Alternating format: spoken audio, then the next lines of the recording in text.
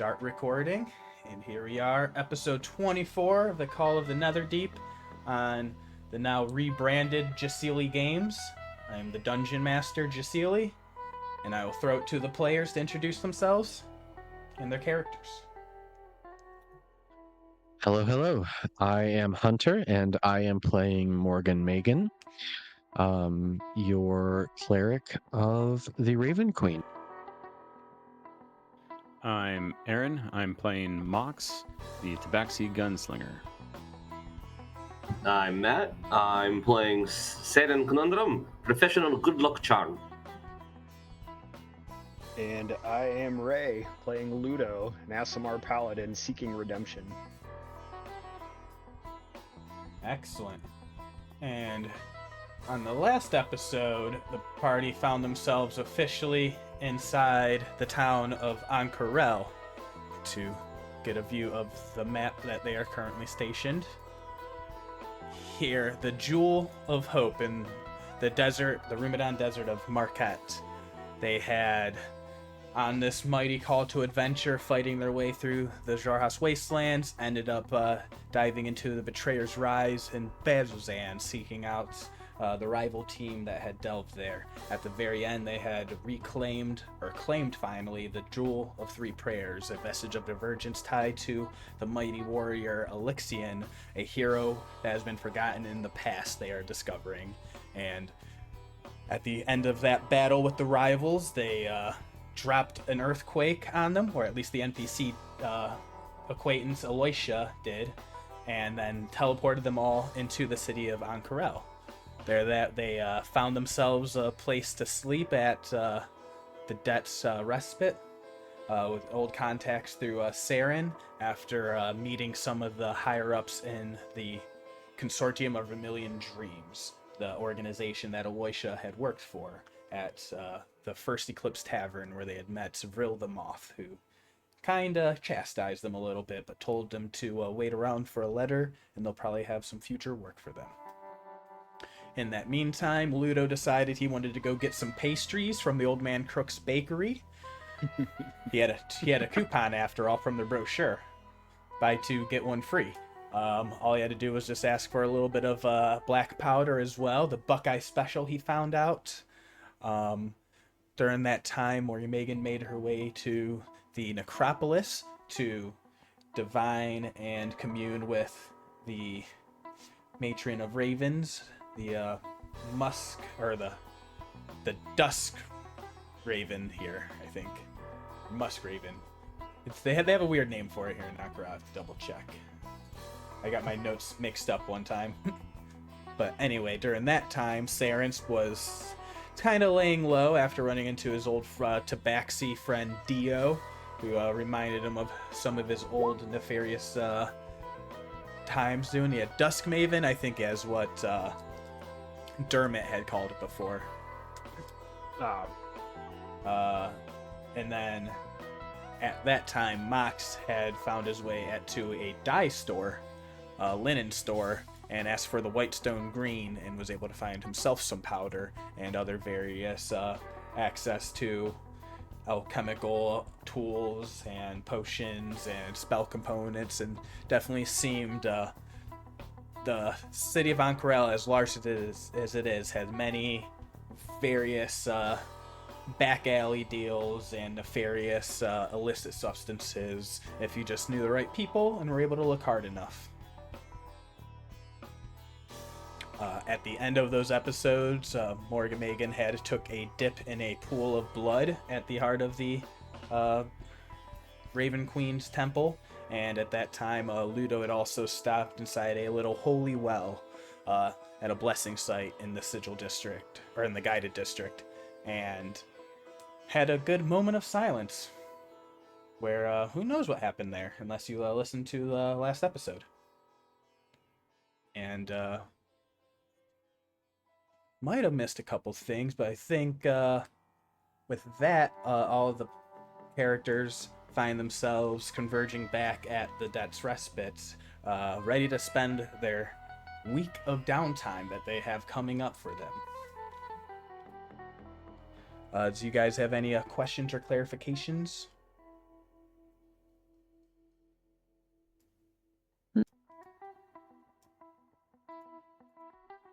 Clarifications on downtime, you mean? Yeah, just on anything from last episode or anything. Well, something when I don't think there's anything I was questioning from last episode. I think we discussed in the Discord the possibility of using some of our extra gold in order to hire assistants for some downtime activities. I believe that could be a possibility. Depending on the level of work and research. So I was thinking for downtime, how it would kind of work with the week. So we think of it, and there's going to be at least one long-term task, a thing that you'll spend the multiple days working on. That will be the main focus. But then there'd also be small errands or other tasks. If you wanted to try and expend energy on that, then those would require other skill checks at a higher DC. Or at the risk of you could also potentially exhaust yourself if you really want to get a lot done, and then you can enter into a perpetual state of exhaustion at the end of that week. No, define perpetual state of exhaustion. Oh, well, it would be you're not going to be under exhaustion. For the rest of your life, you slowly just die of being tired. You're No, classified there'll as an be adult. there'll be constant. and- Yeah, no. I was just saying, so mechanically, you're not under exhaustion during the activities of the downtime skill checks, but at the end, then you enter a state of mechanical exhaustion. That you would have to make some Constitution saves to whittle that away instead of just resting it away, possibly, depending on how hard you push yourself.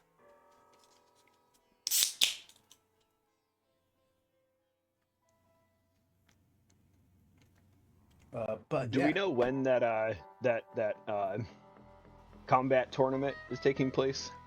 You'll remember that there was the tournament.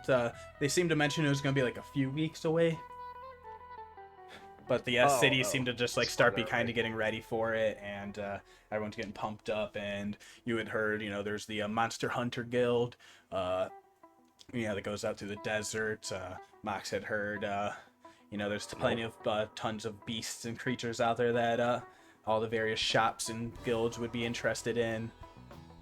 There's be little bounty boards and stuff like that, little odd jobs that can be taken.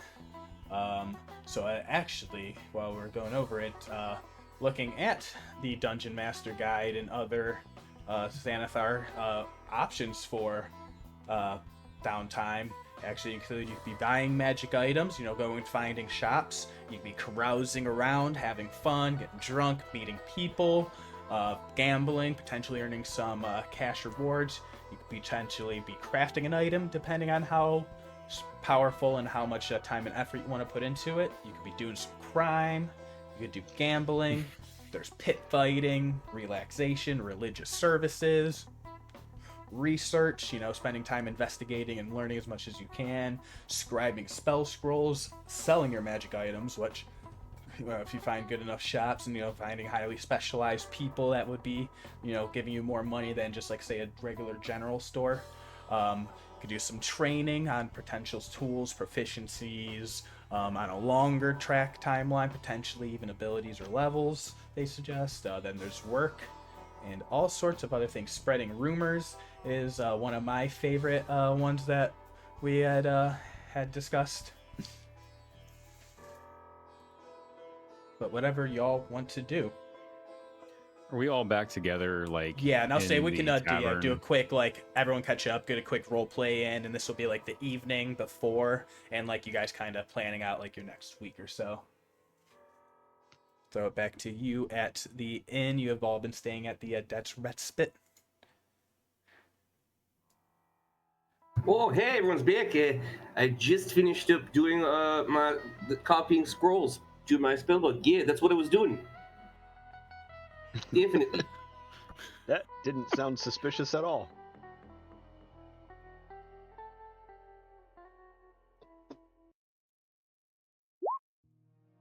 Try me.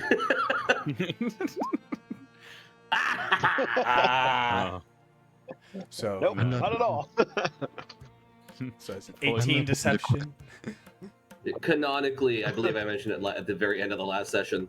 I'm not sure if it got recorded, Saeryn had already copied the 2 spell scrolls to his spell book, and so when everyone else was off doing stuff, he was relaxing, not doing any work. Amazing. I'm just gonna take that at face value. If he said it, okay, whatever. Mox sort of just like goes over and sits down and like he opens up, his satchel, and he starts putting, sorting up the questionable blasting powder, black powder that he got that he was a little warned about of it may or may not just explode. Sort of sorting that, making sure that's in a safe spot, and then sort of like drawing out, pulls out a piece of parchment and a quill, and he starts like sketching out an idea he had for that he wants to try to attempt a small, like a very like almost the wrist size that that go into a cloak, where you can like pull it out and just pops out of your hand, like a real small like pea shooter, almost like pistol. He has an idea for another sidearm. Gotcha. Mitch said, Mox, it looks like you found some black powder. I found some for you also.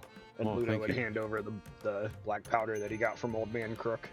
Looks at what he just bought and looks at that and like sort of looks in them both and like realizing yours is probably a lot better quality than mine. A little smaller granules, a little nicer. Right? Because his was better. So his was definitely more expensive. He had gotten like a few ounces for 50 gold pieces. And you had gotten a pound for 50 gold pieces.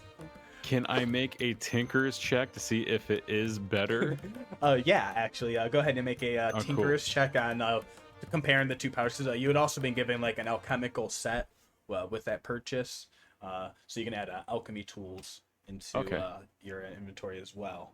Awesome. I will but do yeah, that. like you use those like a tinkerers and like using your usual gunpowder, like testing like how pure the powder is, like the the different densities of it, the explosiveness, and like under the different conditions that it might be. Using can I use the intelligence modifier? Yeah, do an intelligence tinker tool check for me, please. I am proficient. Yeah, I've always loved the option of like because even watching like Acquisitions Incorporated, whenever Chris Perkins is like DMing, or the other guy, like they're always like make a ability, so they'll be like make a dexterity stealth check for me, Yeah. Yep. And they always say the ability modifier on whatever skill check they're saying, which means they could be more flexible, which I love that. Yep. Sorry, whoever the other DM is on that game. Yeah. No, yeah, it's Chris Perkins and the guy with the glasses. Yep. Sorry about that, whoever you are. Man, I really like your style too. They will never listen to this game. That makes a lot of sense. Because go ahead. Sorry. A 22. Beautiful. Yeah. So you're looking at the two different powders, and you definitely see there is a pretty stark difference once you start getting and comparing them. And where yours is, they even said your sample might not have been as pure, but it's definitely more of it. So that with the time that you're able to spend throughout the next couple days, like a day or two, you could probably be like try it out, purify it, like send it through like some tests that will like rinse away some of the impurities. And then also with that, so that would probably reduce your volume by about half, but it'll be like much better bullets. Okay. And then with the powder that Ludo had gotten, you found that one has a much more explosive property. Ooh. So you realize even with the amount that he has, like you could even like you would be thinking more of a mortar and explosive type rounds potentially. Okay, I was going to ask, could we talk about making a few rounds with that would like up my misfire by X amount to increase damage X amount? Yeah, they'd be like a separate round, and then yeah, and then I was thinking like depending on the weapon, like getting the different like type of barrels, like options. Yeah, cool. Yes, I love that. Yeah. For whoever knows how long this. I mean, we're doing some Percy shit, like that's kind of this Critical Role. build. That's kind of this build, yeah. Love letter to Taliesin Jack. Yeah, a little bit. Percy's a great character. Moxor looks at him and is like, "Okay, thank you. What do I owe you for the lots there?" Oh, don't worry about it. Here's a free baklava also. Yeah. Takes the baklava, says thank you. Oh, thanks. Sort of sniffs it and looks at it. I'm gonna go slide a hand real fast to see if I can slip him something for this because he knows 18.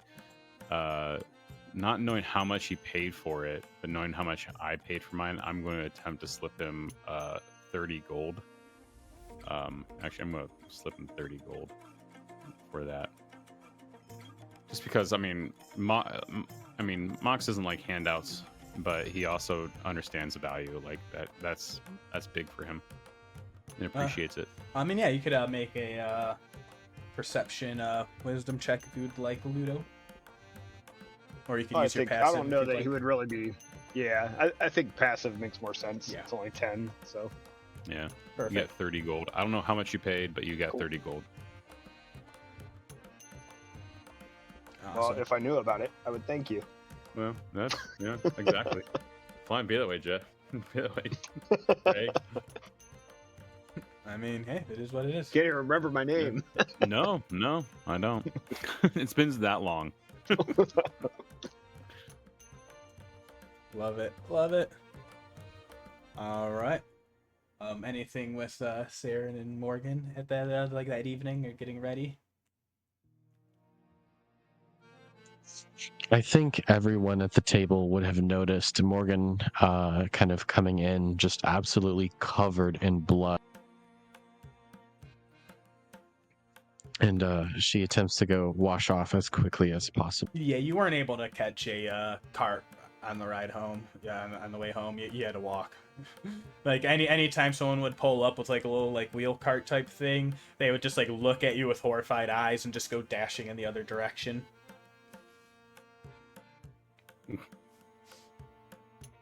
Little wet footprints half the way home. I like the footprints. That's such a good time.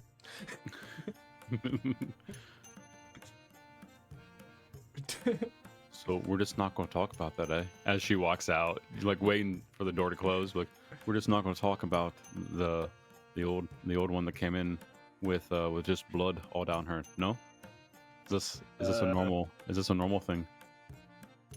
Morgan, are you okay? She kind of hollers back, why yes, I'm quite pleased actually, with a big grin on her face. I'm not 100% sure, but she might have just killed 12 people. It's a lot of blood. It's a lot of blood. Yeah. She took a dip in a pool of blood. And I mean, you can use a towel as much as you want. I mean, does Morgan have prestidigitation? She does not, but so like she just kind of like wrings some of it out of her hair too. Some of it's dried up. You know. Yeah, you see the bartender looks over at you, Saeryn, and they're just like, it's going to be extra. He dipped out for a second. Yeah. He's being his cats. Yeah, Saeryn blushes and dips down.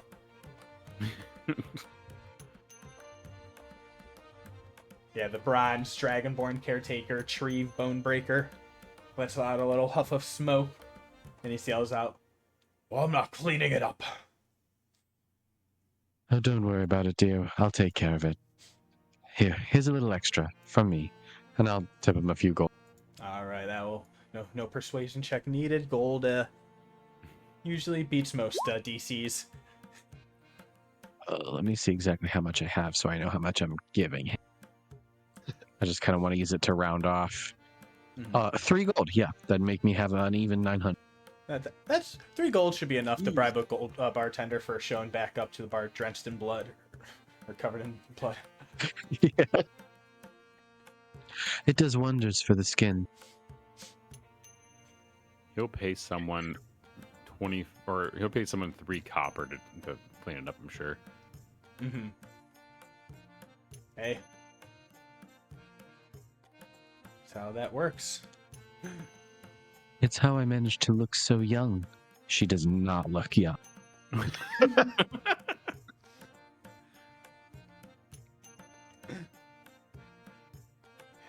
And I would say, so yeah, Saeryn, everyone's back at the inn now with you on that evening before you all go into that downtime. Ludo's offering everybody baklava as he's mowing down into it.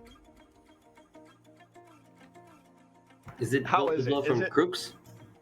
Is it terrible? How does it taste? Yeah, it's pretty burnt and bitter. Probably a little more stale. It's a little hard, a little well done, but Well done, baklava. Yeah, it's done well. he's he's like trying to pull it out of his teeth. Yeah, there's like a dark grog here that's at the bar. That's probably almost more like what we call like a nice porter. And that's probably you'd have to dip the baklava in that. Ooh, hey you guys, I have a great idea. He dips the baklava in. Arlo will not ruin a decent porter like that. I mean, it's a porter. Decent. I'm not getting into this. Arlo, roll Mediocre baklava. Arlo, roll for Mediocre. quality of porter. Disadvantage. That's pretty. And I should have used a portent. a perfect place to use a portent. Yeah. To make Jack tell us that alcohol is better than it really is. Turns out that the keg, when you go to taste it, actually went like a little bit sour in the keg, but like a good sour. So it has like almost like a tang of like a barley wine to it. It's like, and it's just like way higher proof than you anticipated. Still doesn't mix with the baklava though. Whew. How do I have Stuff a is wizard stronger without than I prestidigitation? anticipated.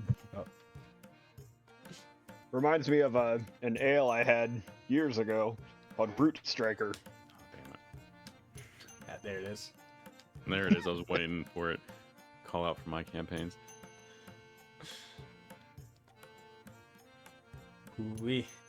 So, y'all are there at the evening, able to catch yourselves up on any information you had all gone through. I will say if there are any questions you have for each other, or anything else, we can also then go into the evening and go to the downtime, or if y'all do have anything you want to play out. Yeah, Ludo would share with the team about his visit to what was it? The well or Crooks Bakery. well, you guys already know about that. I'm sharing all that with you. But yeah, what do you say about going your stop at the holy site? Yeah, I stopped and spoke with the spirit of Avandra, and she gave me some guidance that we need to search the ruins below the city. We need to find Alyxian and help show him his own redemption. Down in the maw. The ruins beneath the city.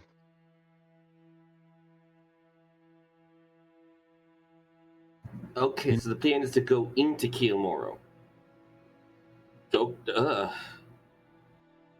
I'm confused. Wasn't that guy we saw back in the crystal cavern? Wasn't that Alyxian? Wasn't that what we saw in the flashback? That vision? It was. I thought he died there. I thought he was there. Well, I guess he is below the city. And we need to rescue him.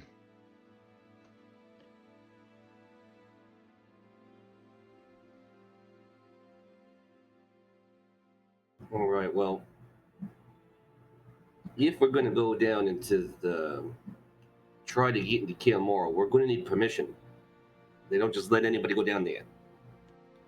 Which kind of reminds me of what we just had to do in Bazazan by getting permission to enter Betrayer's. So going to have to do something like that. But this time we're going to have to talk to the Legions of Allsight.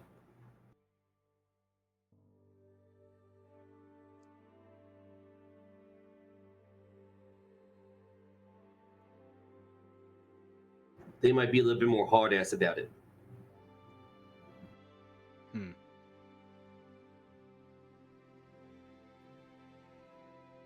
Well, where do you suggest we start?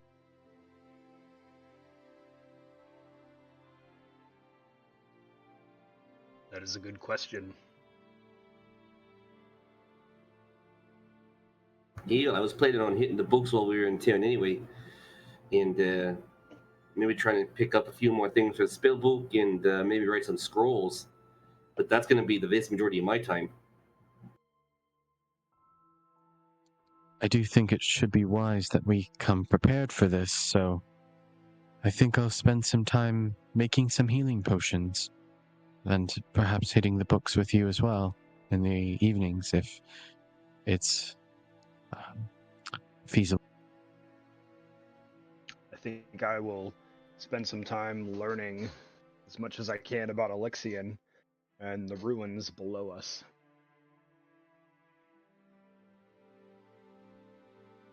I think I'm going to try and make a gun. Another pistol.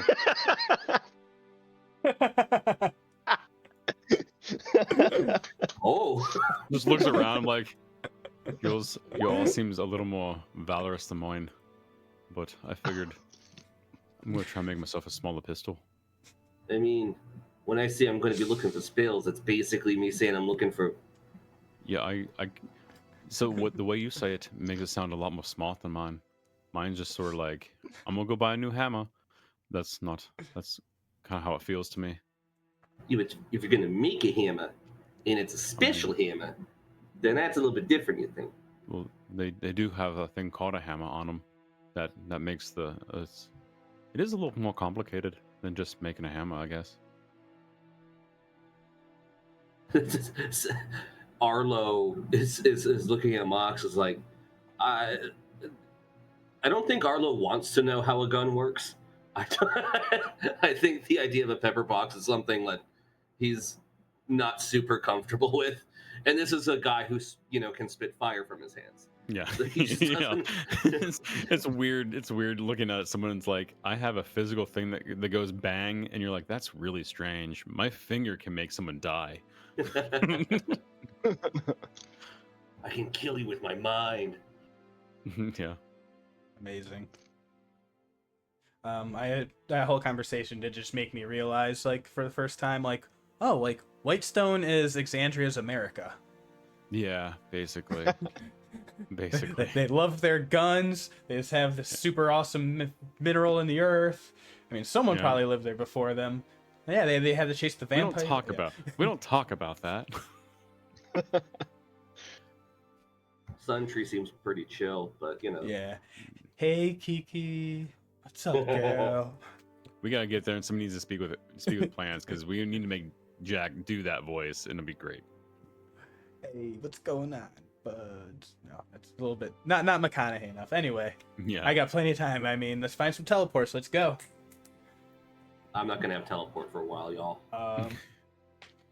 All right, so that will begin the downtime track. So I'll say, you guys have any particular order want to go, or you can do rollies off for it, or to start spouting whoever wants to do what first. But yeah, so there'll be the one large main track of what you're doing. So it'll be like, crafting the weapon, doing the crafting scrolls or potions, and then for each day of the thing, you can make a skill check. But the more skill checks that you do, so like if you fail one, you can try and spend extra time on it so auto succeed the next day. Or you can keep really pushing yourself and go for one every day, but it'll have like an increasing DC for like the more and more you're trying to do extra. Gotcha. But yeah, starting it for the long-term ones, those kind of you're just going to be progressively using your abilities on that over time. So it's just a matter of the better you roll on that will just be kind of, you can quicken and expedite that process, which would then possibly open up you up to more extra downtime activities. Yeah. I'm stealing a lot of this from the Fantasy High junior year season. Oh yeah. Yeah, how he did their downtime tracks. I thought it was really, really cute way to do it, but they had a whole rage token exhaustion mechanic attached to it. Actually, never mind. I'm gonna stop that. I'm sorry, I'm gonna stop It talking. actually is pretty similar. Yeah. So I was the whole reason, Jack, just so you're up front with here, because I know Malice is kind of we kind of built it, and I'm using a little bit of a couple different things because the actual weapon Malice doesn't have a like a misfire calculator on it. But the one thing I'm going to verify before I get too deep into making a second pistol is Malice a single-handed weapon? I'm kind of imagining it is, but that's... Yeah, I thought it was like a pistol. Okay. It was a pistol. It wasn't like a two-hand weapon. Okay. Just because, I mean, firearm specialist allows me to make a second attack with a... Use your action, make attack with a... You can use your bonus action. I think I can make a second attack with another pistol, I believe. Mm-hmm. Yeah. So that was the whole reason I wanted a second pistol, was to make a second attack. Or a third attack with another weapon. So instead of having to do the reload, you could use the bonus action pull out that thing. I also have Gunner, which ignores reload properties.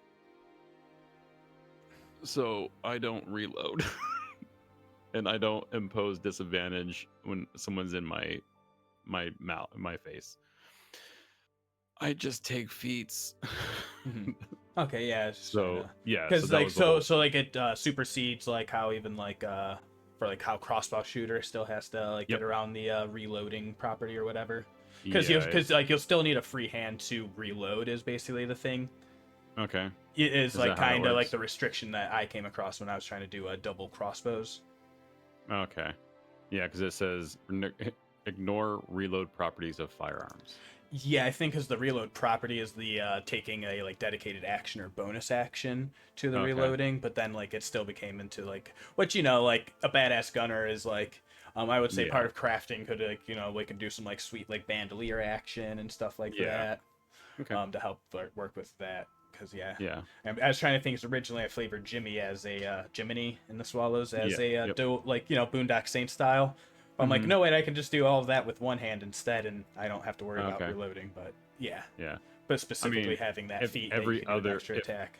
Yeah, if every other shot or every other round I have to holster to reload everything. That's I'm cool so I'm thinking because that's like with that you now have like a secondary small one, which I'm thinking you might have like a couple chambers in it, but that one like you could like work in doing like the special ammo and stuff like that. Yeah, but then that would probably have like a shorter range distance. Yeah, that was sort of my idea of the Malice as the main weapon, and then the secondary shot would be like one of those crazy, like silly big shots that I can load up into that. Sort of like a handheld shot, like a handheld it's the Men in Black fucking. Yeah, noisy cricket. The noisy cricket. I think that's kind of what Mox is building up right now. Yeah, and the thing, like I said, if every other shot I have to like holster it and like reload everything up, I'm cool with that. Like every other round, that's cool. Yeah, or so that's sort of my hand free edge or something. Yeah, there's like boom, boom, boom, which for object interaction, quick drawing anyway. So I'll say we'll start off with that. So you had your Tinker's check. So that. With the ammo of the bullets, like with the powder, so you're gonna I'll give you advantage on this Tinker's check intelligence to see how throughout the week at the beginning of this process goes for you. All right, cool. Intelligence. And actually, let's get into a little bit more of a better mood here. So while Mox is doing this, I'll roll that at advantage. Good thing it's an advantage because that was a 9. Please be better than a 9. Nope, a 6. Ouch. Yeah, not going 15. Oh, cool, 15. I haven't used any of my portents, so there's one. And it's a new day. Mm-hmm. Oh, then I need new portents. One second. Hold on. I mean, no. Hold on. Let's see how you roll before I say that. That was also. I was going to clarify. Yeah. Jasilionis, like how we want to do portent rolls right now, because they also used them in Fantasy High junior year, because Adine's a divination wizard like Saeryn is. But I'm not entirely familiar with how they were doing. Trying to think. She might have been able to like get those 2 rolls and apply that to either her checks, or she could use it for someone else's during because they did them in like smaller tracks sometimes. So I'll say you can have. Here, let's roll these 2 portents right now, and we'll say this is the one, and then we'll let you roll 2 fresh ones. So this 15 will stand, the one that you had carried over, and then roll 2 fresh portents that you'll have for this downtime. So yeah, we'll roll that 15 on the die for Mox. Oh, is it? Okay, 15 on the die. Holy moly. Man, those are great for this occasion. Great downtime fucking Great rolls. downtime ones. Oh yeah. man, that's a little too lenient there. No. Yeah. No, So if I it's love 15 it. on the die, that's 20 total. 20 is the DC for expedited, so you don't have any hardships of that. So you'll be able to out of that pound, through all the various different testing and like running through the different bullets and like testing the fire rates and explosiveness, you'll probably have about half of that left at the end of this downtime. So a half a pound. Yeah, of the big one. And then you at the end of the week you will have that gun ready. And now Cool. You have a good, your DC for any other tasks will be a lot easier. Oh, nice. So we'll keep that. You start working on it. So we'll get the specs put down on the gun specifically. What's your current gun's damage? Let me get into the right thing. The current gun Malice runs because of my. Oh, let me look see what it's supposed, because I have some stats in here. It runs a 1d10 plus 6. I think the 6 is from it's 1d10 on that. So it's the DC. My hit is plus 11 because of all the stuff I have going on for it. Nice. I look the actual weapon though. So a smaller version, like there is a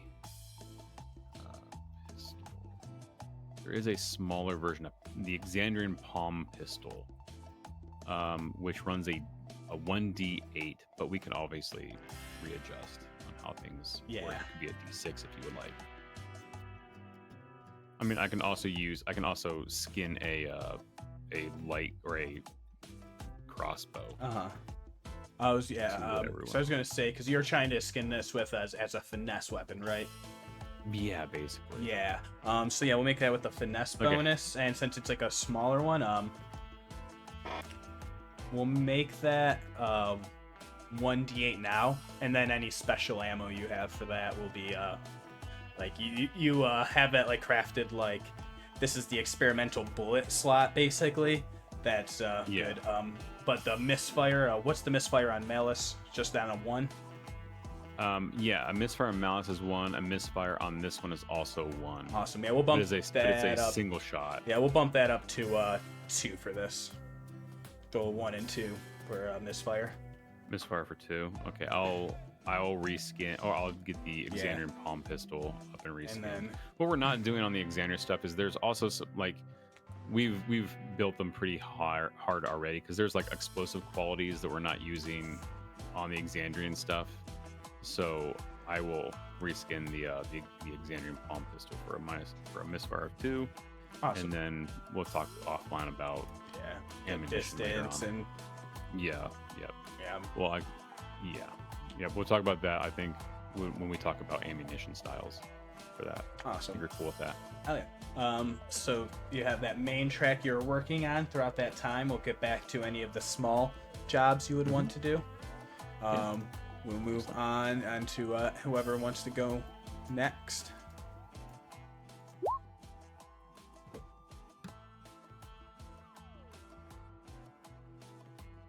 make y'all roll for it. I was actually probably planning on going close to last because I'm using my portents for y'all to do stuff like search lore about Karamoro and Alyxian is probably more helpful than me using my portents on myself to like write spells and write scrolls and research spells, because I can throw money at that problem. Beautiful. So I was saying I Alright, should well. probably go last. Okay, Ludo will go. Yeah. What did Ludo like to get up to? I think Ludo's gonna make his way back over towards the guided district and maybe go into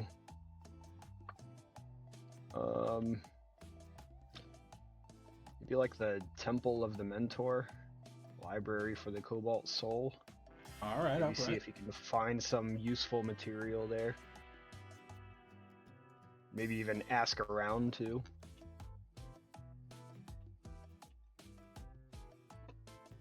Yeah.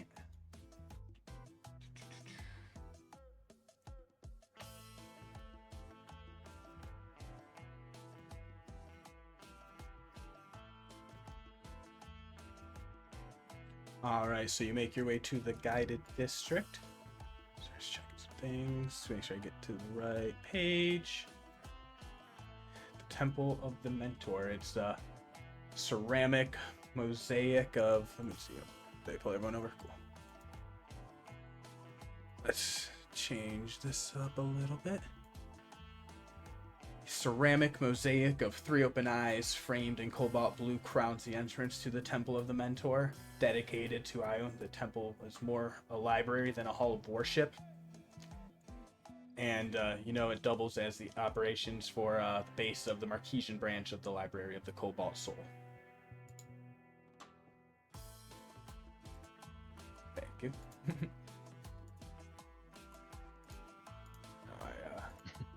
Thing from there, but then so you're like looking for someone to help guide you through there, basically.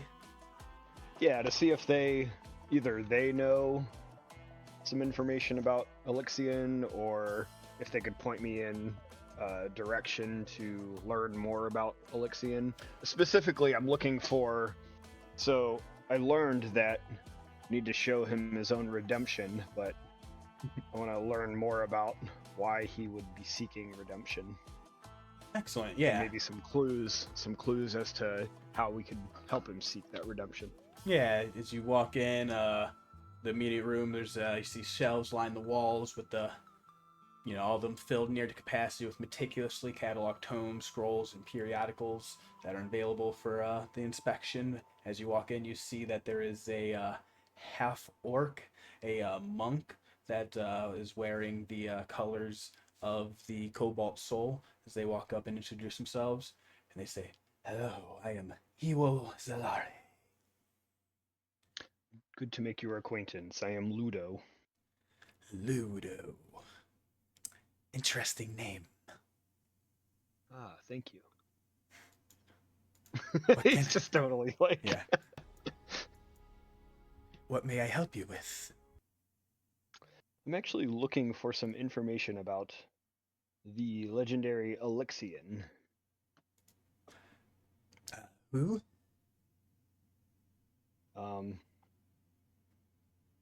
Alyxian, legendary hero.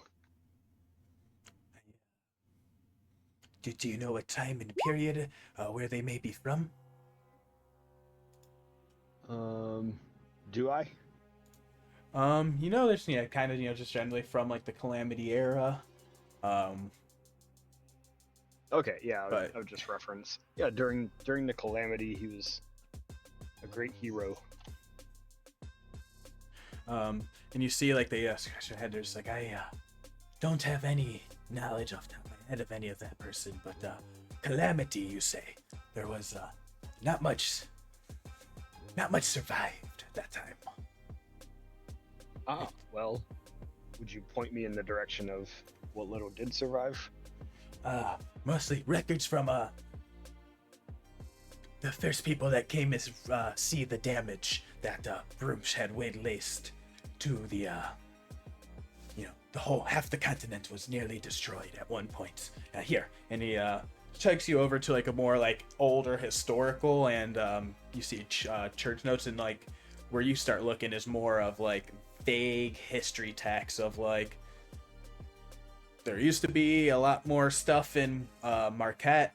It used to be like a lush green jungle, and a lot of stuff there. And then at one point, Groomsh had came and destroyed Waylaid to a large section of it during like one of the large battles. You can go ahead and make this an investigation or a religion check, and I'll say you have that blessing from the temple from the day before. You're able to apply that to the beginning of this first roll of the downtime. So you add a D4 to it.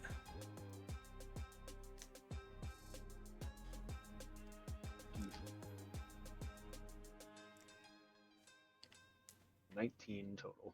19. That's really good. Really good. So but this is just going to take time more than anything else. So in like the first day, you're not really able to find anything too immediately. It's something that catches your eye eventually. It's you're looking through some other books that are talking about places elsewhere and like different times of trade, and there's tomes all about like the flying cities of the Calamity and the beginning of it, and during halfway through, Aor, one of the last holdouts, had crashed from the sky and been destroyed, and there's one oblique. It's like a reference to a utopia, like a city that elves and orcs lived in unity, and it was like a wonder of the Calamity because it began discussing the origin of elves and orcs. Corlan the Arcart was the creator, the one who originally gifted mankind with first divine magic, and then also eventually arcane magic and power at separate occasions throughout history, back from the Schism through the Calamity, before that even, in the Age of Arcanum. In the Calamity, there was a battle where Corlan the Archart had pierced Groomsh's eye with one of their mighty like weapons, like a javelin or a bow. Records were always like a little unclear and back and forth. From the blood that poured from Groomsh's ruined eye, it fell onto the elves that were fighting on the battlefield below, and that blood transformed them into orcs, who were originally under the curse of Groomsh, the bane of fury. That they had lived and been born with that, and around the same time, there had been the elves created by Ank'Harel that had also been corrupted and turned into drow by Lolth, the Spider Queen.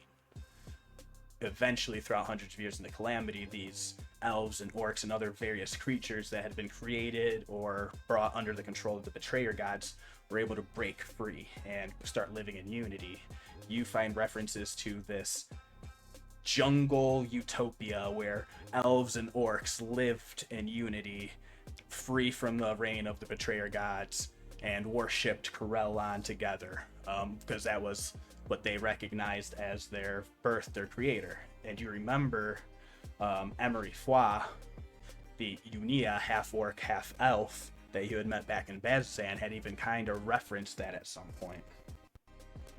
And now you start to begin that maybe this spot that was destroyed by Groomsh back in the Calamity, maybe this would have been that spot.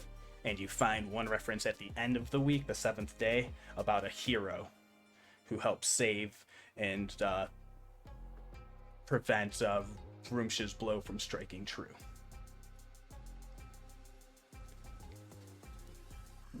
Lore dump. Big lore dump. I mean, that's a really good religion check. It's connecting the small dots. So, that is going to be Ludo fucking furiously studying away throughout the week. Let us jump over to Morgen. Before we do that, Yeah. Is that so? That counts as like my big task, but could I do other things throughout the week too? Is that Yeah. what we're getting towards. Yeah. Okay. We'll we'll do a second round of for everyone for a smaller task Okay. after. Yeah. Perfect. Cool. No, hell yeah. Sounds good. No, that was a really good spend of downtime for sure. Fuck yeah. So that will be Morgen on their next main track. Yes, my main thing is to re-outfit us with supplies, namely brewing potions. All right. So you're looking just for generic health potions, or would you be Yeah. looking for any other special kinds?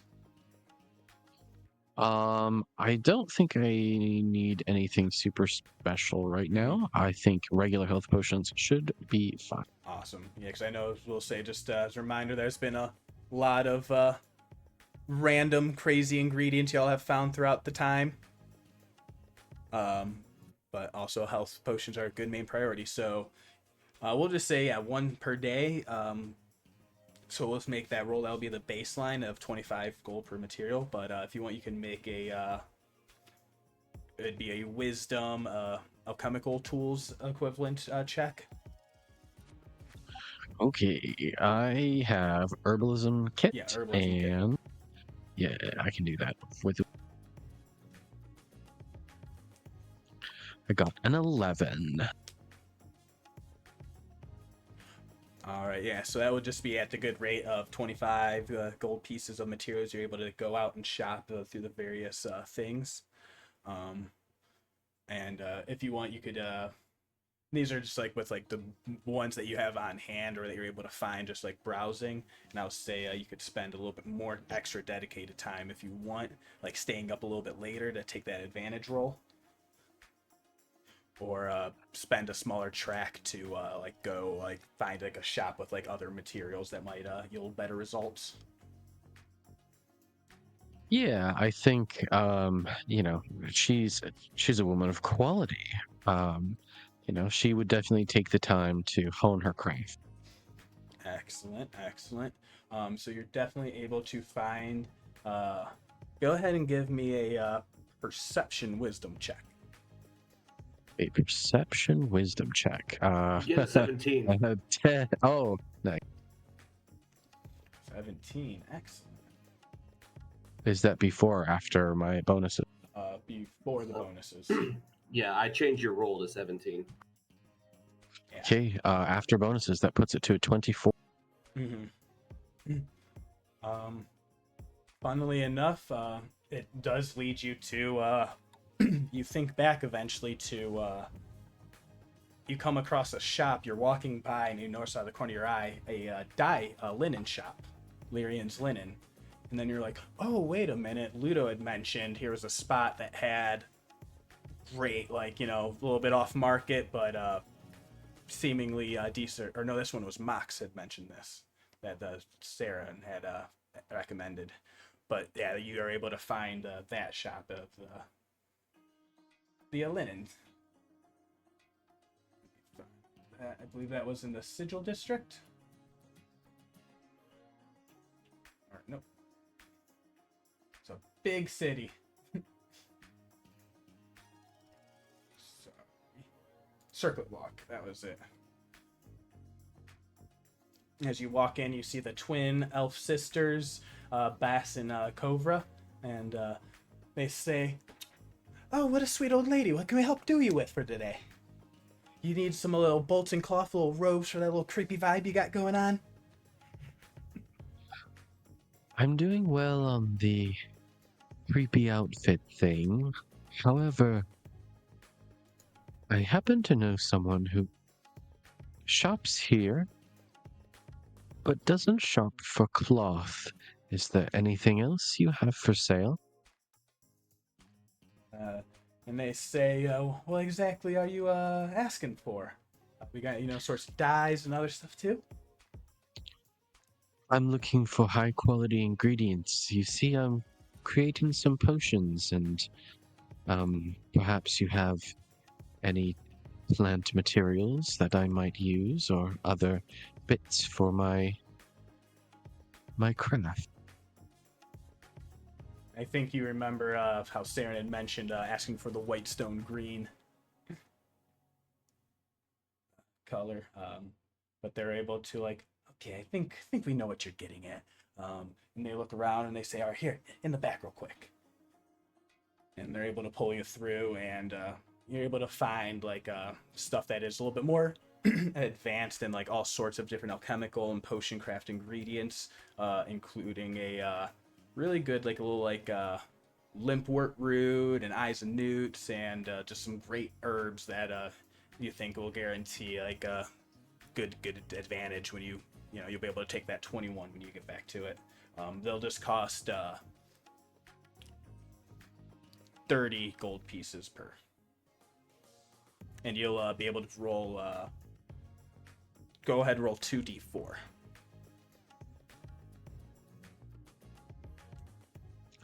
Seven. Awesome. So yeah, for an extra 35 GP, you're able to make so like for those extra you can make 7 extra potions, but those are just going to be at a 30 gold piece a pop for the materials. Does that make sense? Yeah. Yeah. So you're able to make 14 health potions basically in this downtime. Okay, gotcha. And then 7 of those are at 30 or 35, did you? I'll say 30 gold pieces per. Okay, 30, gotcha. Yeah, Perfect. yeah. I will expend gold. Yeah. Because, yeah, you're able to dedicate 1 per day, so that just helped you kind of double it up. Because I would say that was your, since you did an expended long track on that, that's a good week worth of time, I believe. All right, that is 385 gold pieces worth of potion. All right. Yeah, you guys should be drinking pretty good for a while. And now we will do Saeryn on their long time trek. I think one of the longer treks he's going to be making is in terms of seeking out new spells in both of the libraries to add to his spell book. But the one he's specifically looking out for is Arcane Eye. Arcane Eye, excellent. And so with that one, you think you might know to ask around where would be the the university of like the Terras schoolhouse. Yeah. Let's see if I can find that one. So many things in the city. So good. Yeah, the Terras University is the larger and less stringent of the city's 2 universities. It offers a curriculum that features practical applications of magic as well as a wide range of trade skills. It's not nearly as imposing as the Crystal Chateau that also occupies the Sigil District, but it's made up of older buildings of weathered brick and a few newer structures built from the stone quarried from the northern side of Marquette.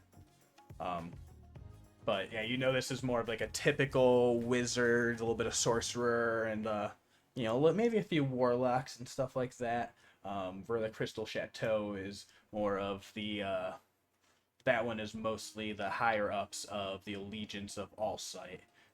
So that is the like elite spellcraft and arcane theory center, but you kind of need to know someone. Yeah, I think I might have an easier time getting into Terra's schoolhouse, at least for searching out their spellbook libraries. Yeah, so you go to the Terra schoolhouse, you're able to see, it's a pretty rotating staff of people. First day you walk in, there's like a little elderly man, a little balding on his head, just dressed in like traditional like scholarly robes. His hair kind of pulled back at the very, what's left of the bottom, and says, "Oh, hey, how may I help you?" Hey there, my good man. Yeah, got maybe an unusual request. Not sure how.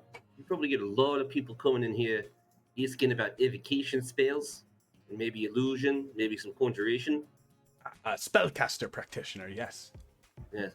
I'm looking for some a little bit more my speed, and I'm trying to look for some of the divination spell scrolls or spell information. Yes, School of Divination. We have a few practiced professors and, a few the requirements and components that would be needed for such spells. Yes. Are you hopeful to be a student? Something like that, yeah. Yeah. Go ahead, make that a deception check. Let's see if he gives you that discount.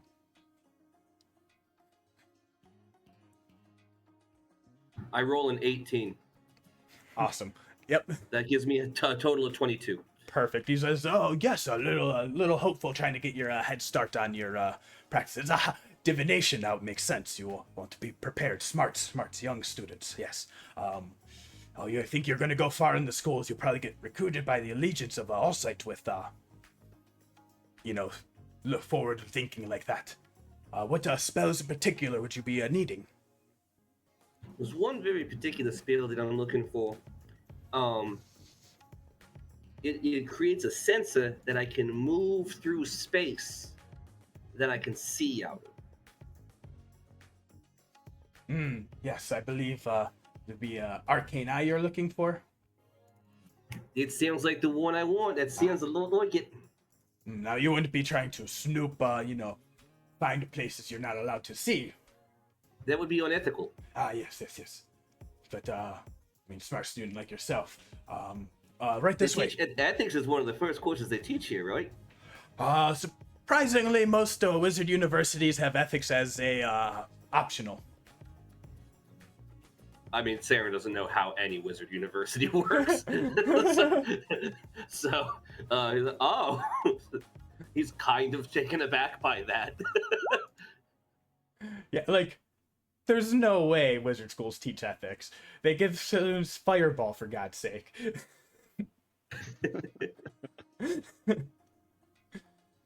Jesus, now I see what happened to Aor. Anyway. Yes, that is the story. A little bit of a hubris goes a long way. It's really a long story. And yeah, three 5-hour episodes. Two groups actually, if you want to do the prequel. But yeah, I think I'm just gonna engage this guy, basically to the point where he'll direct me to someone who has access to the spell or spell scroll. I can deal with. You're able to find the spell scrolls. So I'm looking right now, trying to find a good guide of the thing. The Xanathar scribing a scroll has a cost of for a week worth of what level is Arcane? Arcane is 4th level. It's the highest level spell I can cast. Awesome. So in a week, let's see, same prices. Let's find a good happy medium. We'll say that would. I'll just buy a scroll. Yeah, and add it basically to my spell book. Yeah, so basically this is going to be just like the materials of copying the scroll, and you're just trying to buy the spell, basically, right? Right. Well, the idea is I'm gonna buy the scroll, which doesn't require any of the components or magic stuff. Copying to my spell book will have its own secondary cost of time and money. Yeah. Which I have because it's a divination spell and I'm an expert. Perfect. So yeah, I'm kind of min-maxing my downtime. No, perfect. No, love that. That's exactly perfect. So the buying the scroll would probably be about same price as that 320 gold pieces. 320 done. Yeah, so you're actually going to get a student discount off of that. So you're going to get 10% off of the spell scroll, and then also any materials that you would want to buy while you're here. Oh, actually, he says, if you're looking for scribing materials, we only have like basic inks and papers. If you're looking for magical inks, I have a place I can recommend to you. That'd be great. I definitely need some of those. Yeah, it's Dorothy Terran's arcane shop. It's over right around the corner here in the Sigil district. Perfection. You've been so much help. I'm gonna tip him 10 gold. Awesome. Yeah, so that was just gonna be, let's say, 290 gold pieces. 290 for the thing. Yeah. The arcane eye material component is a bit of bat fur.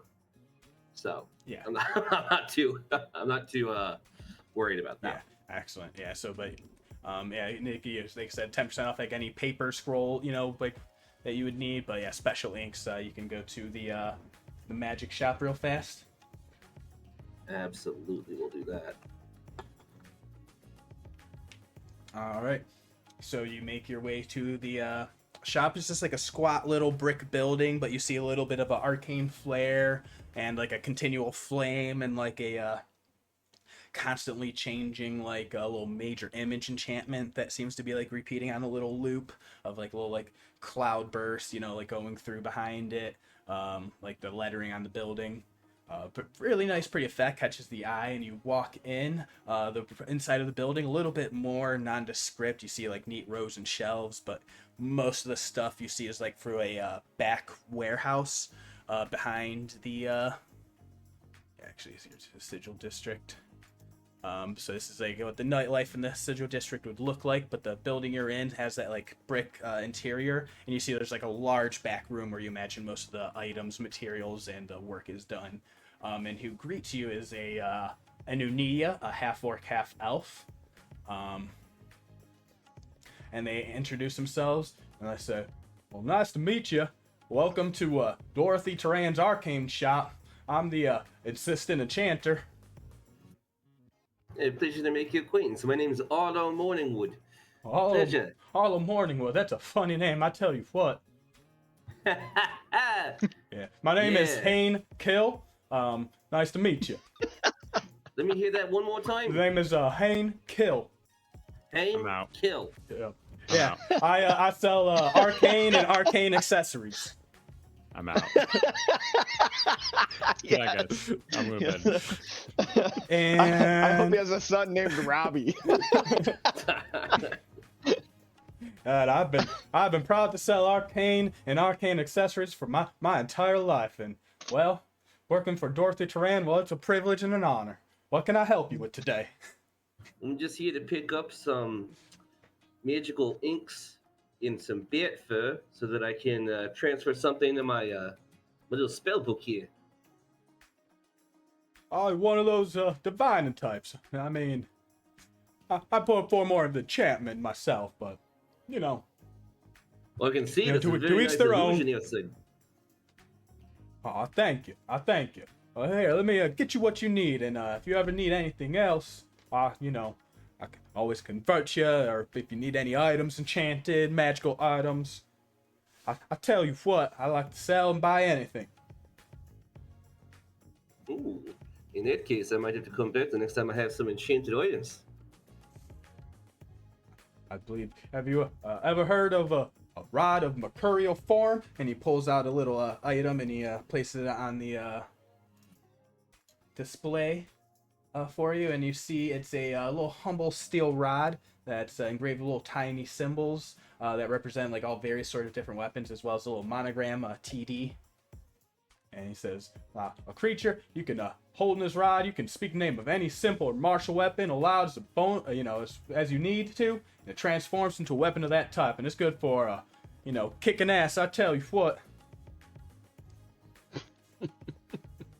Oh, well, so it's a rod that lets you conjure a weapon to your hands. Whatever tool you need for any situation. That's mighty fancy. That'd be about 225 gold pieces. I know someone who might be interested in this. I'll send them your way. All right. Well, I appreciate I'll tell him Hane Kill. Hane Kill. All right, Mr. Kill.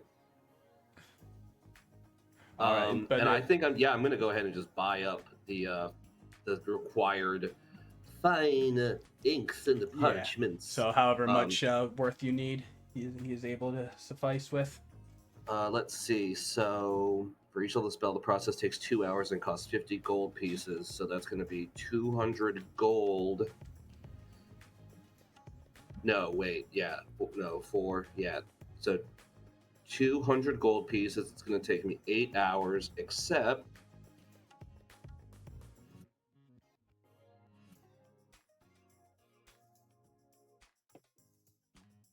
it's going to be halved, so it's only going to cost me 100 gold in 4 hours. Yeah. So Wizard I buy math. 100 gold worth of fine items. All right. And this is the finest ink. This is a Mercer special discount ink. I tell you what.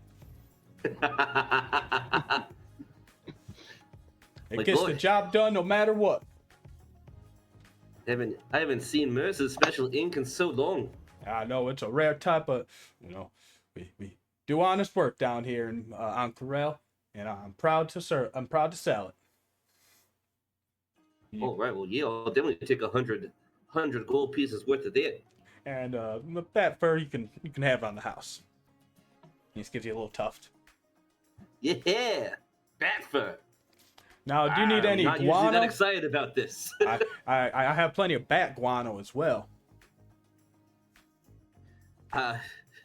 Shit. Actually, don't really need that one. Got that taken care of. I don't know Fireball. I flat out don't have that one. He says, "Huh? You're a weird wizard, sir. You're a little funny. Hey. That boy ain't right." God. Yep. All right, I'm got pretty That's much my all of them out. book. I don't know you. Yeah, it's pretty much all I got.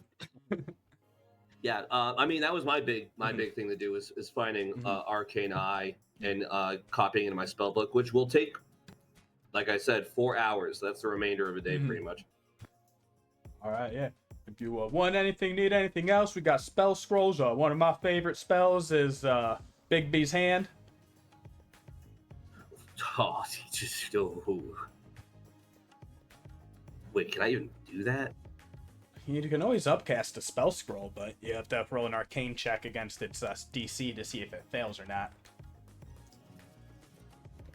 Like if a spell scroll is a higher level than you can cast, it'd be like a DC 15 like spell ability modifier roll.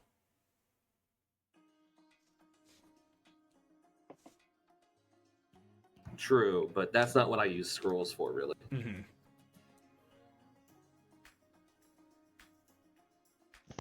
Yeah, Big B's Hand is a 5th level spell. It's Yeah. just outside of what I can pull off. Mm-hmm. Yeah, that's just my favorite, but if you need anything else, just let us know. We can always, we have enchanted wands, increased +1 variety, as the kids like to say. Won't have to get a menu of that from you, my friend. But I'll be back. I gotta go and take care of something about this spell scroll. Like, I'm interested in what he has, but I'm more interested in getting this thing into my spell book as fast as possible. Perfect, yeah. Because I can use the Arcane Eye to check out the Maw of Kaer Beautiful. All right. So you begin. So that is basically you're spending like the first day or anything. Is there anything that's going to be kind of spread out throughout the week, or do you have any other activities in the meantime? The thing that's mostly going to be spread out during the week is I'm going to create scrolls. Mostly for mage armor, so that I don't have to keep it prepared and that I don't have to spend a spell slot on it every time. Because mage armor is it's one of those spells that's like very frustrating because you have to have it prepared, then you have to burn a spell slot on it before you go out adventuring, and that's just I can have it on a scroll for like 25 gold pieces, and it's so much more effective. Yeah, so I'll say be able to spend the time on that. You could make a basically it'd be an intelligence arcana check to see how proficient you'd be able to get that. Sure thing. 1 second.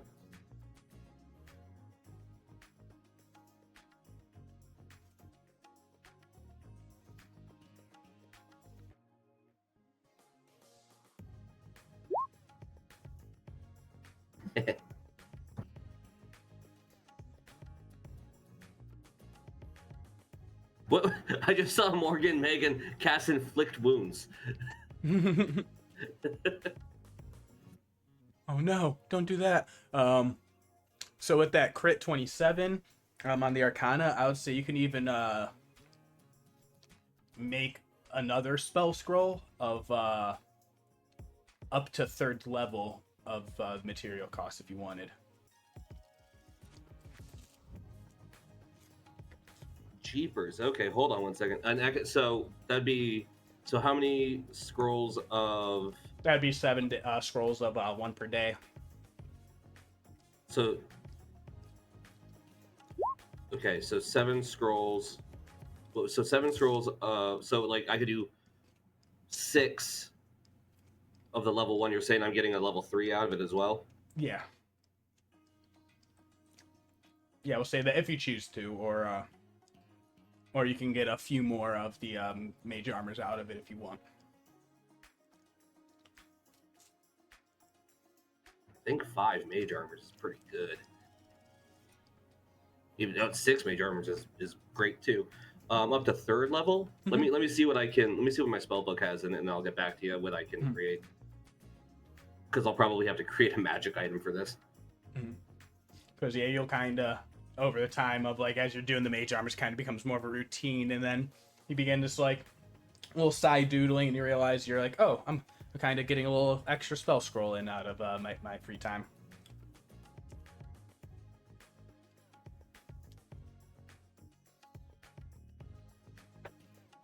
And with that, we finish up everyone's main tracks. And now we can begin the little smaller time tracks of what, like the little extra activities people want to try and eke out of the time. So these will be DC 20 checks.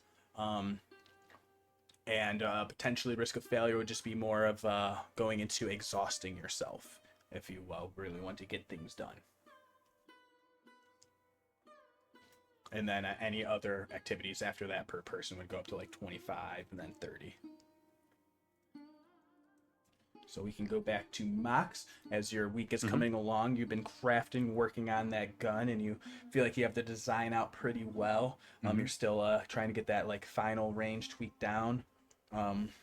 What's the gold cost on that, Jack? The actual small palm pistol, or I guess it's called a palm pistol from Exandria, is like 56 gold. But you can tell me what the gold cost is on that.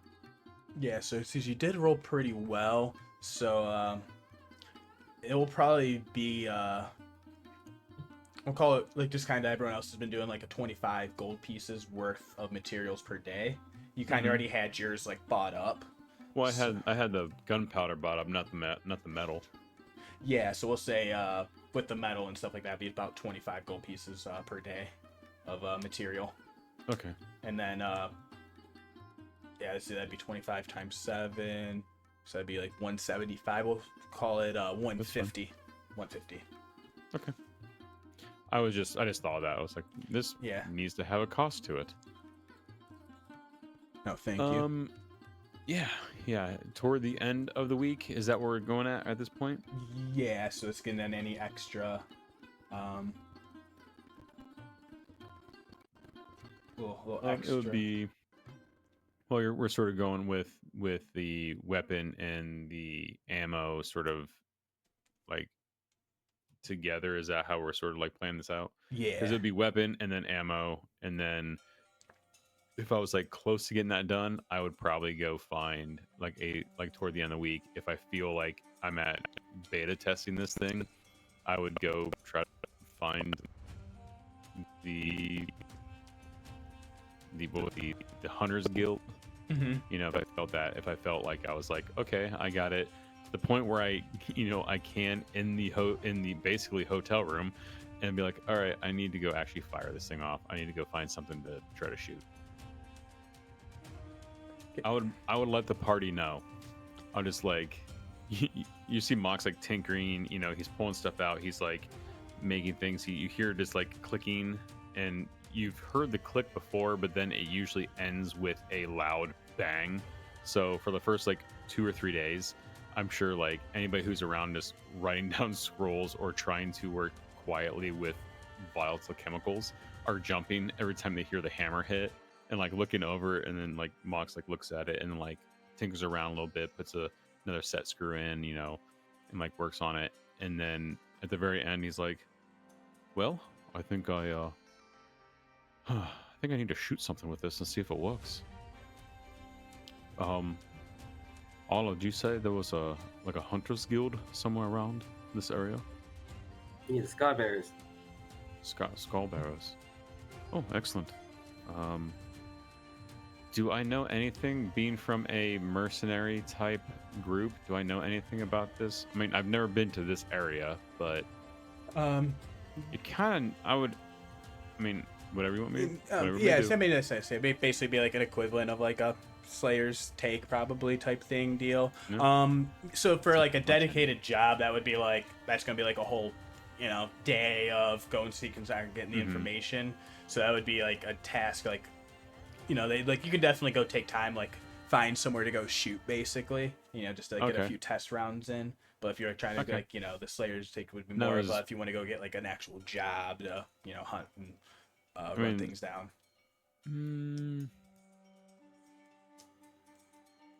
I'll also note that they do patrol jobs around the Maw of Kaer Morrow, which is the giant hole that we're interested in. Okay, I like that. I would feeling comfortable with. I mean, if I feel like I'm comfortable with how it's going, and I would take it along and go make at least an introduction with the Slayer, or with not the Slayer's Stake, with the Scar Bearers. Kind of as a like, hey, I'm not impeding on your territory type thing, but what do you got laying around for jobs? The style thing, like of just really, around that side, and then asking if they had someplace to like a range. I'm not really wanting to flaunt this thing, but I would be looking for a quiet place to like be able to try it out. Oh yeah. So make your way over to the little Monster Hunters Guild in one of like the days when you're like running around getting materials, get a little check in on them. Very much noticing they are a lot better, a lot more well off than what I'm used to. Yeah. This is a little bit more grand. And you see there's definitely like, like they bring their game back here. There's banquet hall and like the kitchen, you imagine, you hear the smell of scents coming out, everything in it's like gilded and lined, free of any dirt and grit from the outside. You see like servants that bustle to and from. One thing that is familiar to you though, that is a little bit of a comfort, you are greeted by like a minotaur. Just a big, rough, like 7.5, 8 foot tall, huge horns, like lined. You see, like they have them like pierced through with like golden bars that like end in like spikes and stuff like that, and awesome like jewelry, like gold necklaces and diamonds dangling down from them. There's like a small bead that like it's like a cerulean blue color stone that like orbits around their head, like that weaves in around between the horns. And they say, I am Dario. Welcome to the Hunters Guild of Ank'Harel. That's a lot more grand than I expected. Like, I'm a little at awe at this point. Yeah. I know very little about your group, but I'm from just sort of points like, or west. Yeah. I'm from west, right? No, east.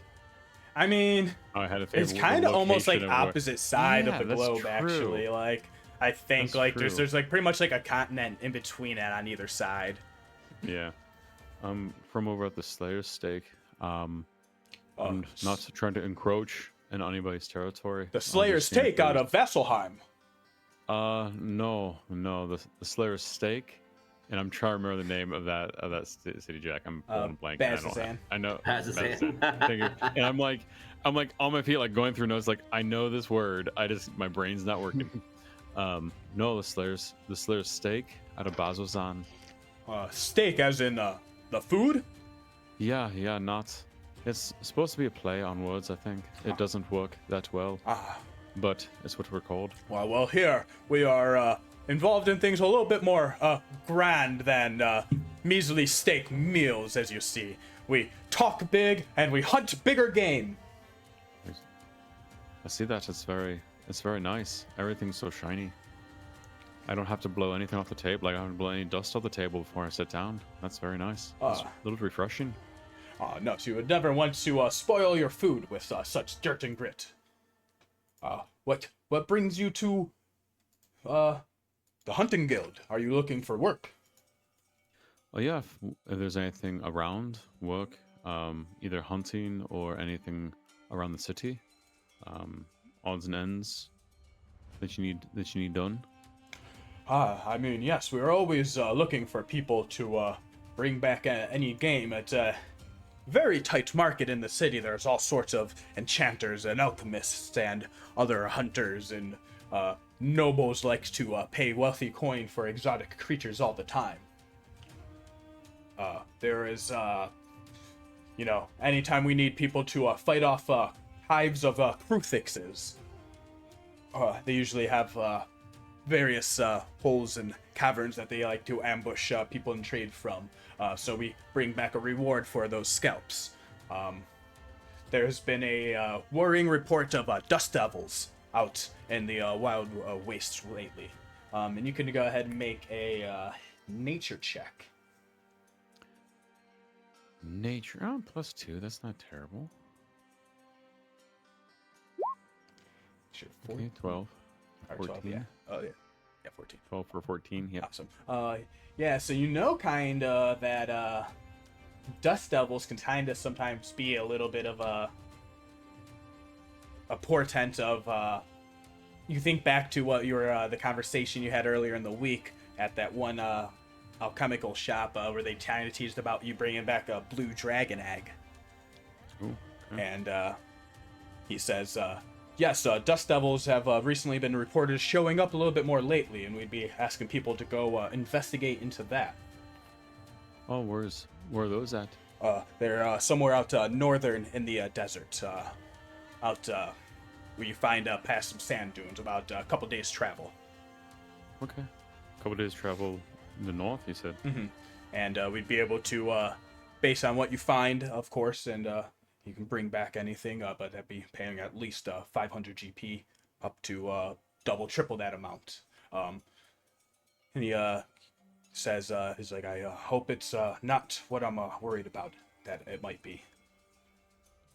A dragon.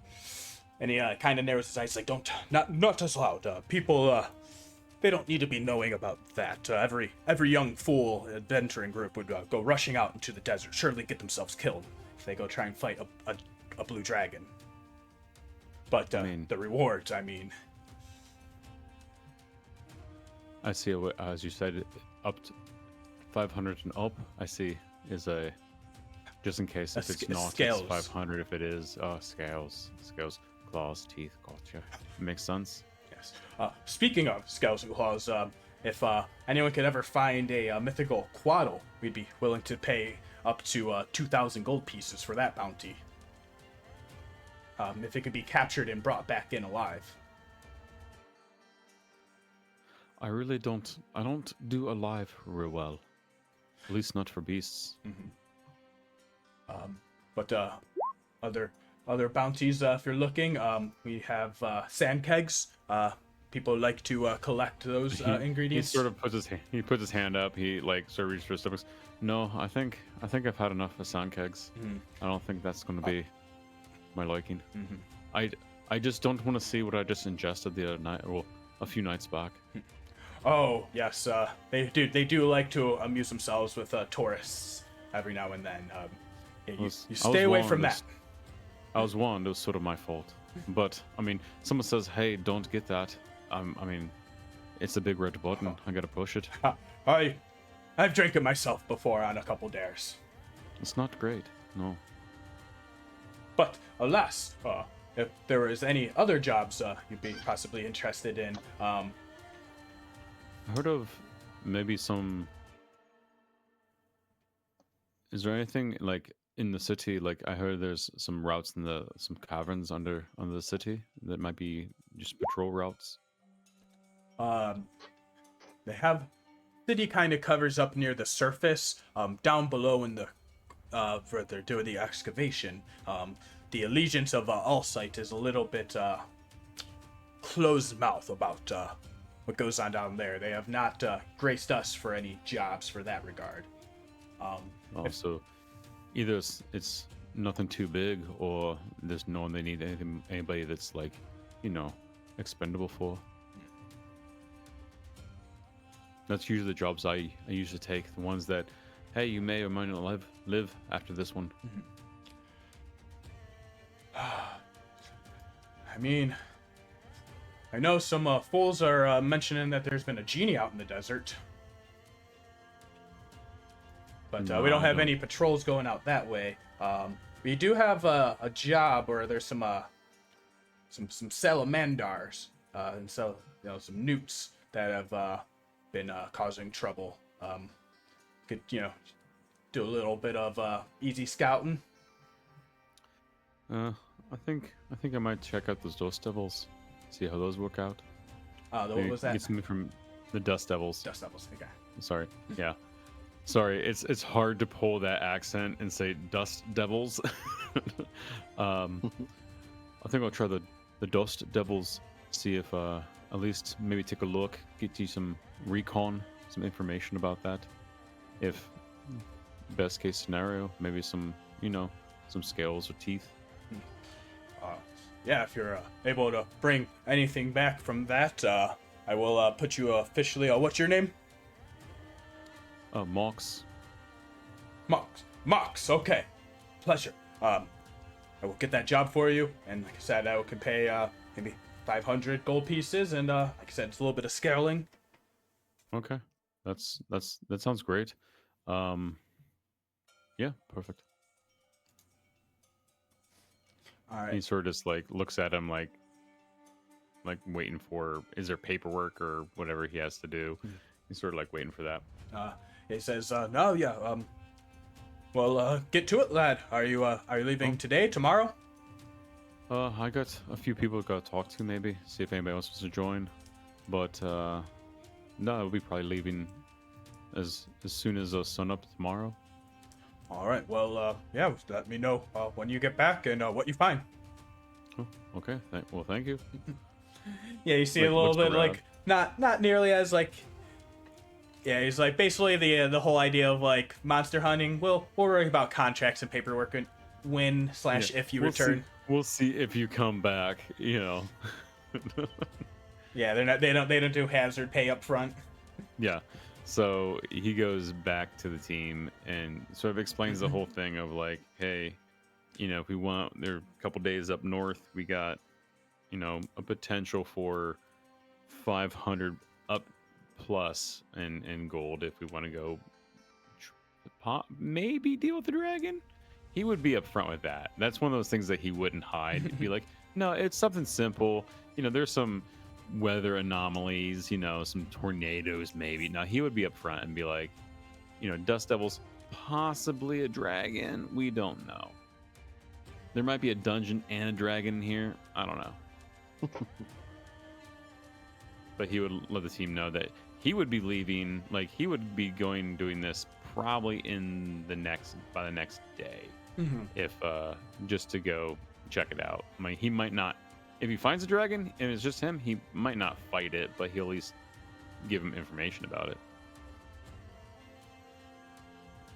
Yeah, because that would be that was like pretty much like maybe a day or two like trip outside of the city to where that was reported.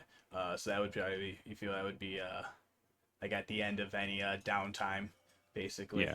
Because so the outside of all that. Yeah. Perfect. And as far as if you needed to go find a place to go shoot the gun off, let's do a you can do a survival or a perception check to try and kind of scope out a place a little bit away from people and things. Oh. No. +5, perception +5. Let's do survival because they're both the same. Excellent. 12.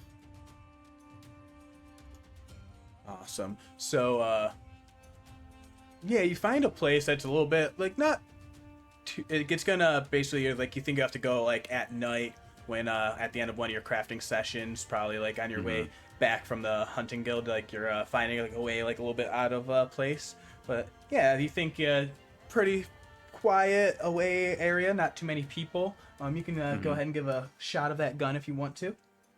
Yeah. So, having spent some time, and Malice has the wings on it of the matron, and him being sort of a light follower of it, and sort of everything going on.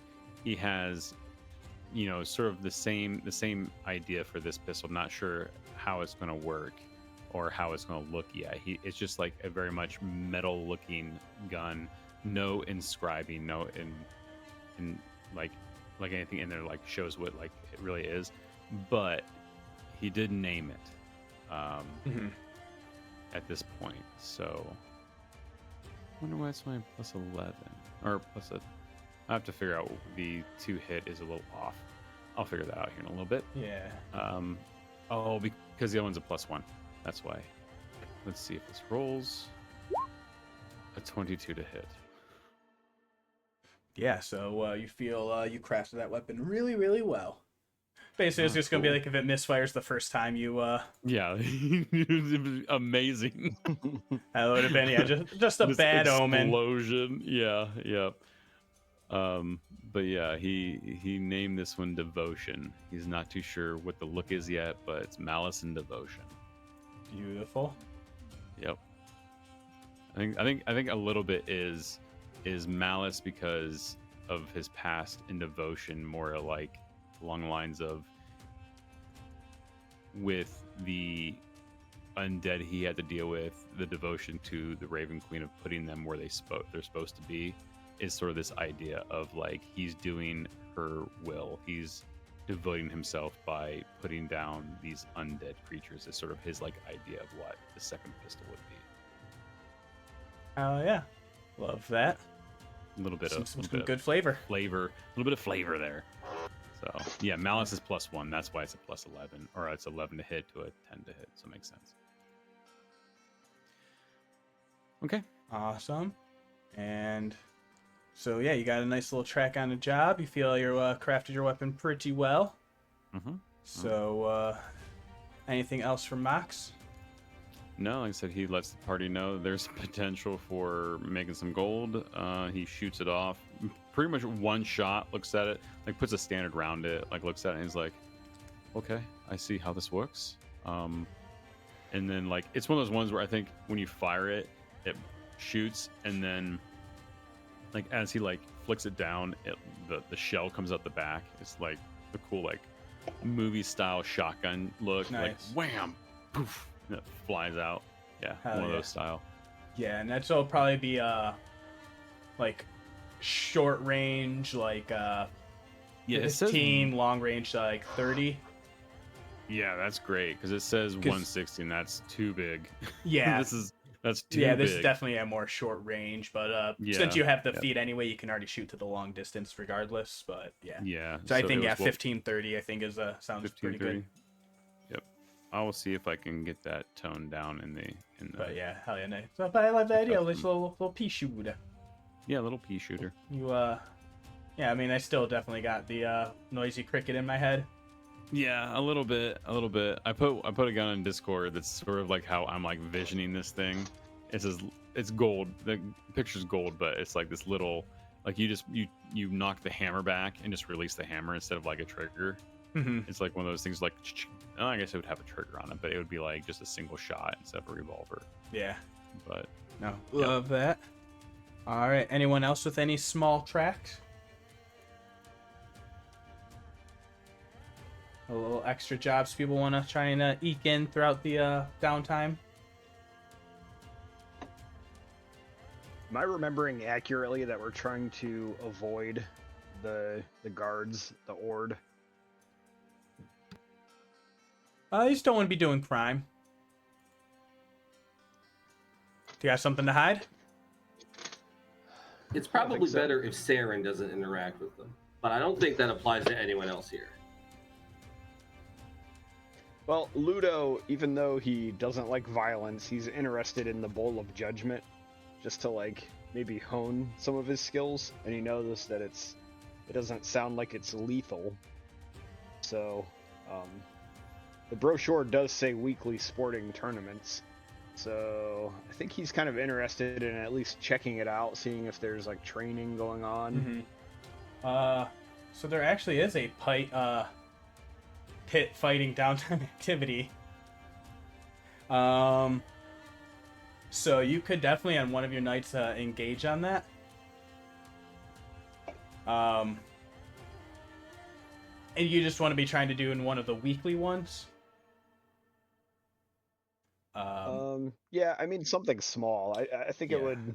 So Yeah, because Ludo's very anti-violence, like unless needed. Gotcha. But at the same time, I think it's justified to help protect himself and his friends, to hone his skills in. Nice. Yeah, I think it's definitely like more there's like more sparring, and you can do more of a heavy preparation going on, getting ready for the thing. As you make your way, actually, I was waiting to hold this scene for it, but Ludo kind of already went there. You are able to walk up at one point and see there's like a small opening that lets you kind of walk in and overlook the view. You see there's a little bit of blood left over from some people are just training against some beasts, and you see why sometimes the hunting guild may want to bring more creatures in alive sometimes. But you see they are kind of sweeping, cleaning off the sands, and now they're just like having more like traditional like wrestling, grappling competitions, like people just sparring and testing their skill like that. And you see there's like a little bit of betting action going on with that. I think my other downtime activity, if I couldn't enter this, would have been checking out some gambling. So look at that. Yeah, so you see it's definitely, they're just like betting on the results of the match. As you walk up, there's a large, bald, like you see like there's like that like traditional Roman style where like they like shave all the hair off and do like the sand baths, and they're covered in like all sorts of tattoos and this like, you know, barbarian language. And they look at you and they say, "Well, looking a little pale in the desert sun, eh?" Yeah, one would say I'm not from around here. "Oh, I am Ugo." Name's Ludo. Nice. And you see this guy's face is like smashed in. His nose has been broken a few times. He's rocking like a cauliflower ear. His one eye has like a little bit of a droop, but yeah, no hair all over. Big, like he's like 7.5 feet tall. All like pure fucking muscle, dripping with this like sweat and sand and grit. Says, "Nice to meet you, Ludo. Would you care to wrestle?" I would. You look like you're no newbie to this sport. So I'm interested in learning a thing or two from some veteran fighters, combatants. Yeah, we're getting ready for the grand tournament coming up in a few weeks. Me and my pals, we're gonna go a long way. And you see there's like a few smattering of like other handful of Goliaths here. I think Ludo would like nod and wave. Like, yeah, and you see like basically it's that meme of just like, "Hey, do you like protein? Yeah, I like protein too. Do you like protein? I love protein." Basically you're witnessing that happen. There's a bunch of just fucking greaseball fucking Goliaths, and you're kind of worrying, just like, "Oh, I hope we don't have to like fight them." He says, "I bet you $50 you couldn't even try and pin me. Or 50 gold pieces. What's $1? My head hurts." 50 doll hairs? Are you playing with dolls? "No, we're not playing with dolls. We're just, practicing on the not doll to show how to best do pins." And you see, there's like a little like weighted, like, enchanted mannequin that like, it's like an animated suit of armor, basically, that like some of them like spend times like grappling and wrestling with. that's just like sitting like off in the corner and like one of like near where the entrances are. Hey, Magic Well, I have Worlds are to gonna be admit- fucking awesome. Like, you know, like why wouldn't you wrestle against a fucking animated armor?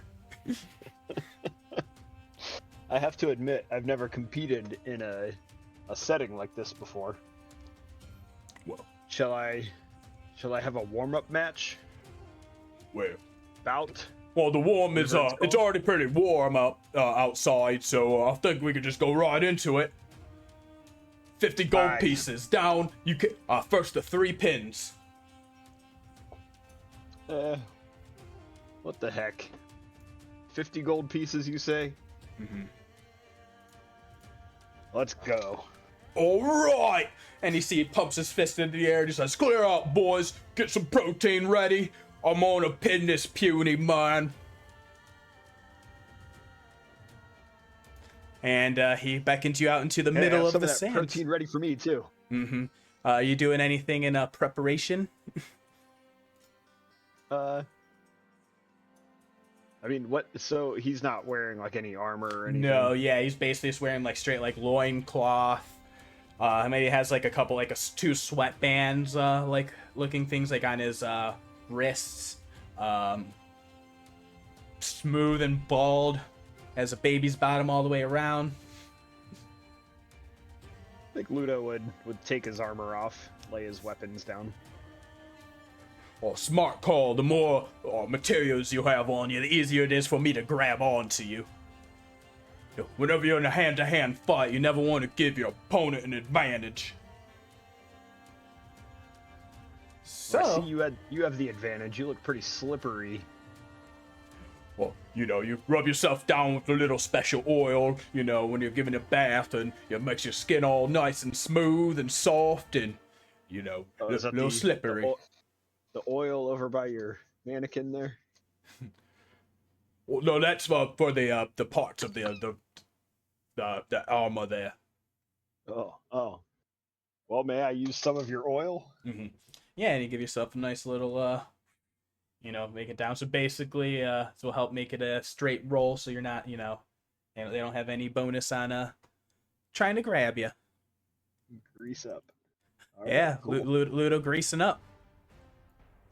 So, this guy is going to be rolling his, he has 20 strength, and he has a +3 to his proficiency, so he's rolling a d20 +8 for his athletics checks.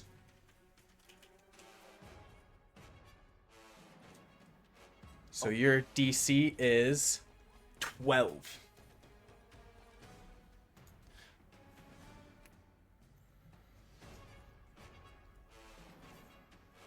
Athletics. Yeah, you'd be rolling athletics against it, sorry.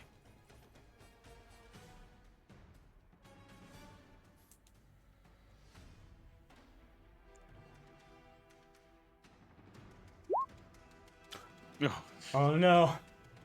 So he's just a little bit too slippery. It's He a little goes slippery. and lunges at you, and you try and meet him with like brute strength, and you see like your hands just kind of slide right down over, like past like down to his torso, and he's just able to get you into a bear hug. So he has you in a Oh, here, grappled. Jack. Do you guys hear him? No, I Oh don't. no, I got muted. My Oh, 0 is the mute button. I always forget. Because my mouse is weird. So yeah, he goes and gets you in a grapple. You try and like dodge out of the way and like meet like him around to the side to get him in a grapple, but your fingers just kind of slide right off because he's so slippery and you're not used to this style of fighting. So he has you in a grapple. So he's going to attempt to pin you now. So you need to make a Constitution saving throw to fight against him trying to like basically do like a hip toss on you.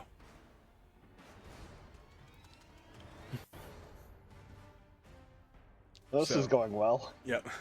Well, All right, so he's going to make this a d20 plus 3 for this one. So that's going to be a 10 against that 5. So he goes and just pins and slams you right down to the ground, takes the wind right out of you. He says, "Oh, that's 1 pin for me." Want to keep trying? I could give you some tips. Oh. Whew. Stand up and brushes some of the dust off of his greasy skin. Ah, yes, please, yes. Like I said, I've never engaged in this sort of combat before. Right. Yeah, so the trick of grappling people, you gotta, make sure your weight is planted and you have a dedication, and then if they try and slide out, you gotta trip them up like this, and then so you can go ahead and make. Do you have a higher acrobatics, or is your athletics higher? Athletics is higher. Okay, so I'd make an athletics with advantage, as he says, "Oh, and you plant your feet here, and he's kind of showing you how to do a quick hip toss on him, as he helps you scramble back up to your feet." Hell yeah! So you're able to get a good hold of him, and you're still doing a little bit of a thing. So make a Constitution saving throw with advantage because he is grappled now. Nice. He only had an 8 on that, so you're able to keep basically. He's like, "Yep, right there." And now you hook under the arm and buckle my feet out, and then you're able to slam and get a pin on him. Like this. Yeah. The radiant sun beating right down onto Ludo. Your ASMR pale skin, surprisingly not burning in the desert heat, but the sweat pouring down your face. You taste the grit and crunch of sand in your mouth as you have to wipe the sweat away from your brow, and you both make one more straight roll at each other. He's going to add 8 to this, so that's a 19 on his die with an 18. So you guys are almost basically equal lock, so it's going to be down to this next Constitution throw, which he's adding a 3 to. All right. So you're 21. That beats it. He only had a 19 on the die. So you guys are kind of in an equal. No one had the grapple on each other there. He was about to get under your guard, but then you're able to beat out the DC and quick toss him. You're able to use your smaller size as leverage advantage and a quick smash down into the sand. And you have him pinned. Oh. All right, best out of 3, you win. That was so good. Ah, thank you. And you see all the other meatheads start cheering and they say, "Yeah, would you like some of this little potion over here? Little drink action?" What is that? They say, "Well, it's, just a little bit of extra thing. It's a little extra juice while we're training and getting ready for the thing." I think Ludo's waiting to see if this guy takes a swig of it first. Yeah, so he makes a swig of it. Go ahead and make a perception check.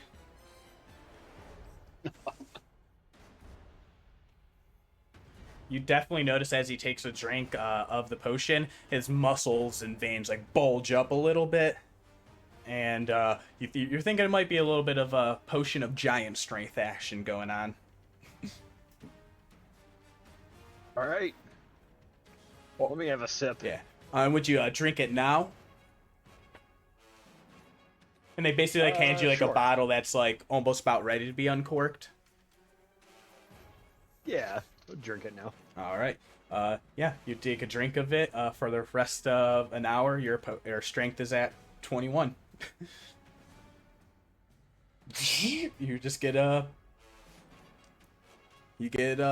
righted up. And they say, if you need any of this, before the competition, we might have a little bit extra, just come see us on the down low beforehand. This feels great. Yeah, what is Ludo in a fucking roid rage? I think that's what he feels like. His eyes are glowing more, and the veins start popping in his arms and chest, and he starts flexing his pecs a little bit. Yeah. Amazing. Yeah, you friggin' Ludo just juiced up. When he comes home that day, you guys are like, what the fuck? That baklava was delicious. Maybe the day that Mox is like, "So you guys want to go hunt a dragon?" Yep. Let's go. Yes, that is exactly that night.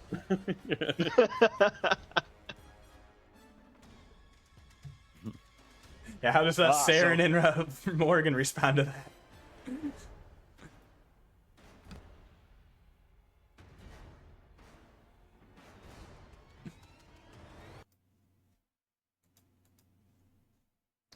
Oh, they already sleeping. Bling, bling, bling, bling. Awesome. Well, Already in bed. I'll say, did anyone else have any small time downtime tracks? I think we should take a quick break, and then we can wrap up any other activities. Did we grapple again? Yeah, you guys were able to spend the rest of the day doing grappling and battling and stuff like that, and just give Ludo a little bit it's gonna be more used to that and grappling. And then, Did I win that 50? Oh yeah, you won, so you got piece? add 50 gold pieces back to your so yeah, add that 50 back, and then basically you won an extra 50 gold pieces. Yeah, got it. Cool, that was fun. Yeah. Nice. Yeah, you got to scope out the arena. But yeah, we'll go ahead and take a break just to Sounds good. get things moving along. I just realized it's been like good 2 hours. But you don't need this music if we're going to break. We need a different one. Put on the break music. Break music. Yes. There we go. All So right, good. we'll be right back.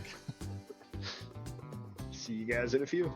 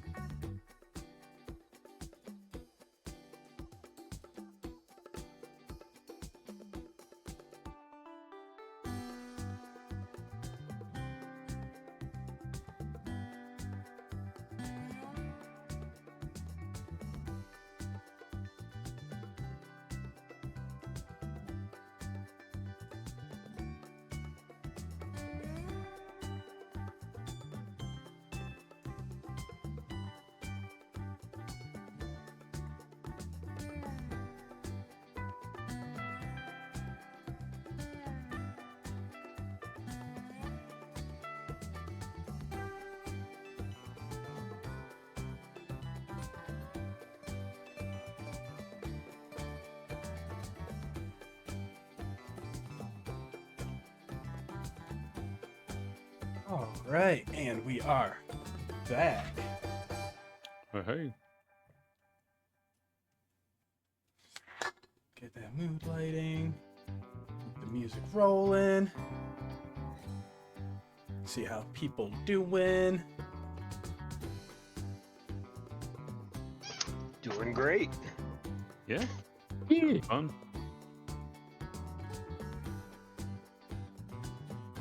Yeah, exploring the city, see what we got, you know.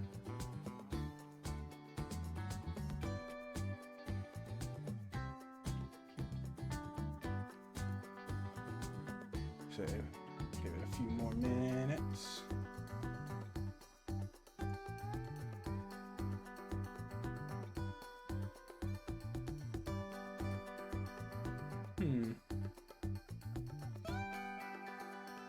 Let's get some things.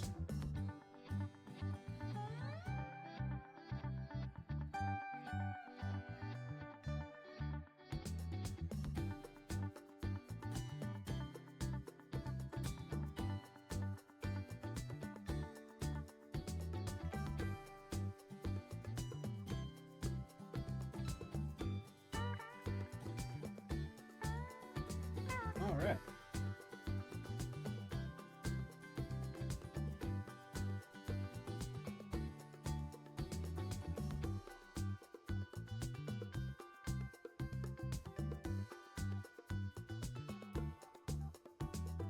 How's everyone feeling about Ank'Harel so far? Feeling good. Neat place. Big, Neat big, place. big change of tone. This is death and destruction. Welcome to the happiest place on the earth. We can get anything done you want. You need something, we can probably find it for you. Mm-hmm.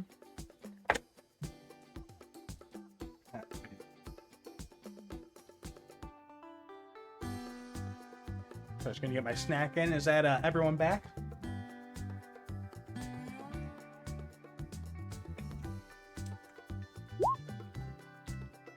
I haven't heard from Morgan for a while. Morgan just said yes. Did? Oh, okay. Yeah, I'm here. I was like, I didn't hear In the anything. chat. Let me look up in chat. Tricky.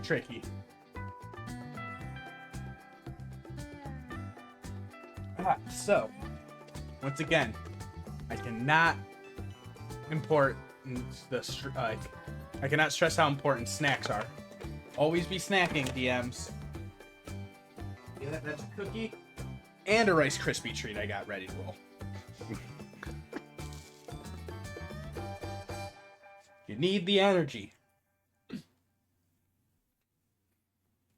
With that, was there anyone else that had any little small tracks they wanted to finish up?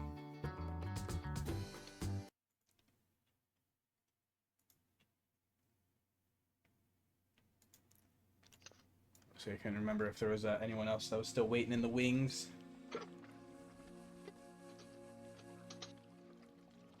Any gambling? I see that. I keep looking at the brochures.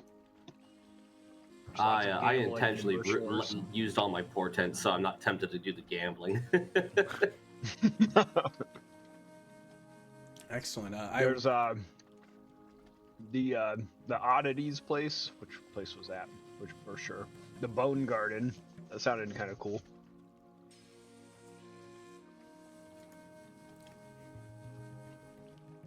Yeah, say if there is any other points of interest, you know, like little small trips. Pretty much you guys would be getting down now to the end of the week, and it would be like actually on that 7th day. Probably should be the night after all of those last conversations and happenings where Mox comes to back talking about a blue dragon and all of it. Ludo just got done with his wrestling. Morgan had been making a bunch of spell potions. Was there anything else Morgan was doing during that downtime? No, I think with the extra shopping efforts and putting the extra care into the potions, so it's probably going to take up the majority of her time. Excellent. All right. And then Saeryn, you've been saying you're avoiding going out and gambling. Yeah. Awesome. Yeah, I will say there was one day when you've been spending, kind of at the inn laying low. Which, by the way, should look up how much it costs for you guys living here. Because this isn't the best conditions, so I'd say it's probably been about,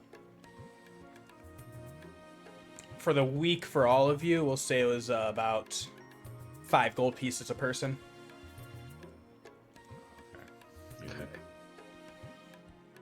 And you realize that there's a little bit of silence on with that cost as well. Yes. If you wanted to spend 500 gold pieces of materials for a 3rd level scroll, or if you just want to do a 2nd level, which one you preferred. Yeah, I'll go for 3rd. I could always use an extra counter spell. Beautiful. Yeah, that's easy enough. Able to get the materials for that. You go back to Hane Kills, the shop that he works at. The end of this 7 days, on that final day, you see a letter that does come in between it comes in from the Consortium of Vermillion Dreams. On it, it reads, "Aspirants, we have a mission that will test your abilities. Do not try to contact us again until you have fulfilled it. Rumors say a ghost haunts the shrine to the west of the Wild Mother in the Sigil District in the dark hours." So not in the west, sorry, just haunts the shrine to the Wild Mother in the Sigil District in the dark hours. Folk who enter or even pass too close to the shrine at night hear dreadful wailing and feel the touch of blood-chilling ghostly hands. Learn the truth of the spirit and, if possible, turn its wrath to our benefit. Any advantage we can have in the Sigil District is a useful one. It is not signed.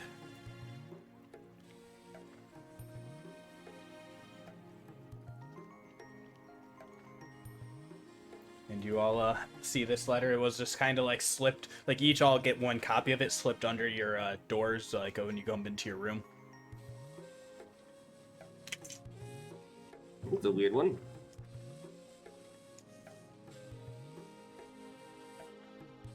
You guys, we just got a letter. Mm-hmm.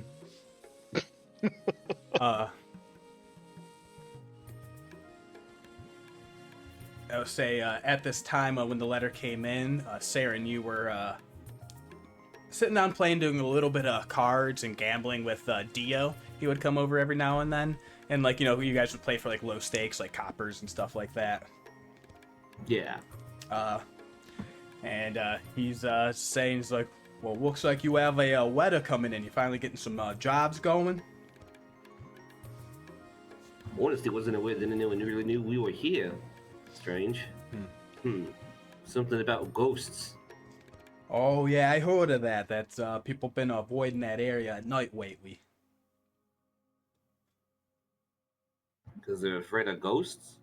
Hey, don't want people get spooked out pretty easily. They say people are superstitious of bad luck. And he goes and he's like, "You wanna play some dice?" Of course I want to play dice. Excellent. Do you have a set on you? I think I forgot mine. And you do, in fact, have a set of dice on you. Yeah, I'm proficient in them as well. Mm-hmm. Yeah, you look in your pouch and you actually find in your side that little special pouch that had those dice that you found in that cave back in the Jorhas Wastes. Huh. Yeah, this is a fancy dice I got here. Let's go ahead and play with them. Oh yeah, those seem a little fancy. Let's see. And he starts playing like basic gambling games, which one of his favorite is the Hands of Ord. I believe it's called Gambit of Ord. That one's a card game. But yeah, you guys seem to begin betting on the dice. When you're rolling at any point with those dice, was there be a number that you would prefer to show up on them when you go to roll them? I mean, preferably a winning number. Mm-hmm. Yeah. So as you're making your so you're playing this game is called, actually, it's one of your favorites you begin to suggest after a while. It's called Avandra's Favor. Each participant rolls 2d6, and you can win back your bet on a roll if you land on a 7 or a 12. If you don't land on that with a 2d6, you can roll another d6 by doing another buy-in. That way you can either get up to 7, or if you go over 7, you can try and get to 12. And then you bust if you go over or you land short. Crazy. Does that make sense? Yeah, I think so. Yeah, so like, for example, I just rolled a 2d6, so I'd want to buy, so that'd be 25 gold pieces on a traditional, like you see in the gambling casinos and stuff. And then if I want another, if I want to try and get the 7, or if I want to try to go up to 12, I'll buy in, add another d6 onto that. So I'm at 11, so I'd have to either go out or bet on another one to try and get that one for a 12. Boom. Awesome. You know, but whoever gets that gets the pot. Poor beyond 20 iridium elephant. Yep. That's really funny. Why does it show up as that? That's so stupid. Is it the dice you're rolling, like in Roll20? Or beyond 20? From a page on the thing, like from the actual Avandra's dice, and it's just rolling dice number. I win without even cheating, even a little. Amazing. Boom. So you see that he goes over and Dio's like, hey, you using woaded dice there? And then you do realize as you roll this dice, if you do a few tests in your head, if there's a number that you want, those dice show up as that number. Love those. Yeah. Huh. And I didn't think they would. yeah, and with a quick, you can do an Arcana check.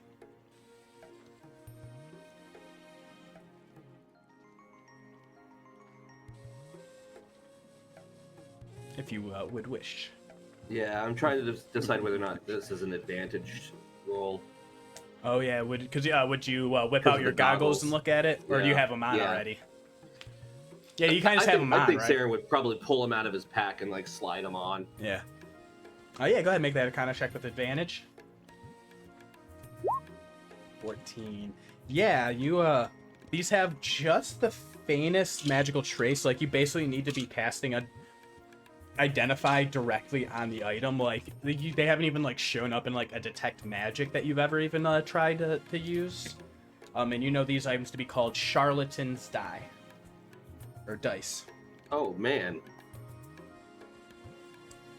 And you might even be able to find that in your Sorry, inventory. Dio, didn't mean to use these. Yeah, he says, "Whoa, those are a little loaded. I didn't know you had a little heavy die there."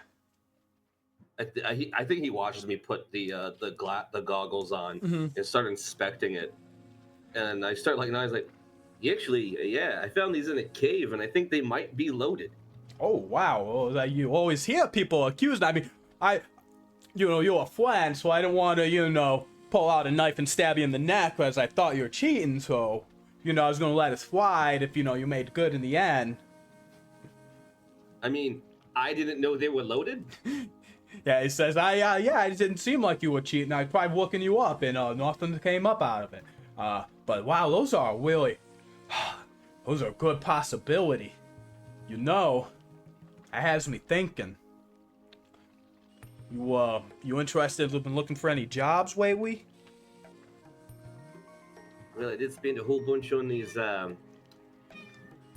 spell scrolls and whatnot. So yeah, it would be nice to kind of recoup a little bit while I'm still in town. Yeah, rumor on the street is, and he pulls just like slightly, and it's like a little like black cloth, like a velvet, almost like satin material. And it's just like almost like a black tiny veil. And immediately that is the calling card of the Veil, the actual Thieves Guild in the city. Like the hard motherfuckers, basically. And he says, rumor on the street is someone's trying to get a team together to go, hit the Wux Run Casino. to audit the casino? I hear that people want to try and make a run at their safe, make out with all the goods. How many people are we talking about? We might need a small team. About 4 people should be suffice. Oh. Gosh, it sounds like fun, though. Pretty fun. It's not like I'm allowed in there anyway. I mean, I know you might know that place better than most people.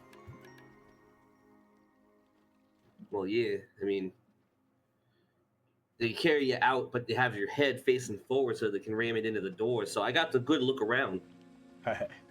I mean, someone who's able to make a good earning can make a distraction. You know, there's all sorts of angles here. All I know is I wanted to give you a first pass at the job. Who do I talk to about it? I know a person who, I can get you connected. You know, for a small fee, of course. Oh, okay then. Hey, man, a cat's gotta look out for his own fur. I understand Does a little the cat concept licking. of a finder's fee. It's fine. But, yeah, we all know, that the security captain, Nadosi and they, over at the Wux Run, they're a little bit too stuck up if, need knocked down a few pegs. I believe it's more of an embarrassment angle, and then, any spoils of riches on the side. Always fun embarrassing a security guard. Yeah, and you would know they're Alright. like the head What's person. your finder's fee? Oh, just a measly, let's call it 10%. 10% of my take. Oh, you giving up just yours? You're not dipping out the rest of the crew? I was saying 10% of the heist. I don't even know who the crew is yet. And he kind of nods over at the rest of the party. He says, they don't seem to be the stealthiest. No, they don't. I look at the 2 people wearing full plate armor, like, and the one guy who uses a gun. Yeah, I was saying, and the guy uses the loudest weapon imaginable. The loudest thing I have is a spell scroll for knock. Okay, like, I mean, tell you what, 10%'s a little high. But how about 5? go ahead and make a persuasion check with advantage. You guys are speaking the language. The language. Yeah, let's get a little bit Oh no! shop talk in on this. Gold is meant to be spent.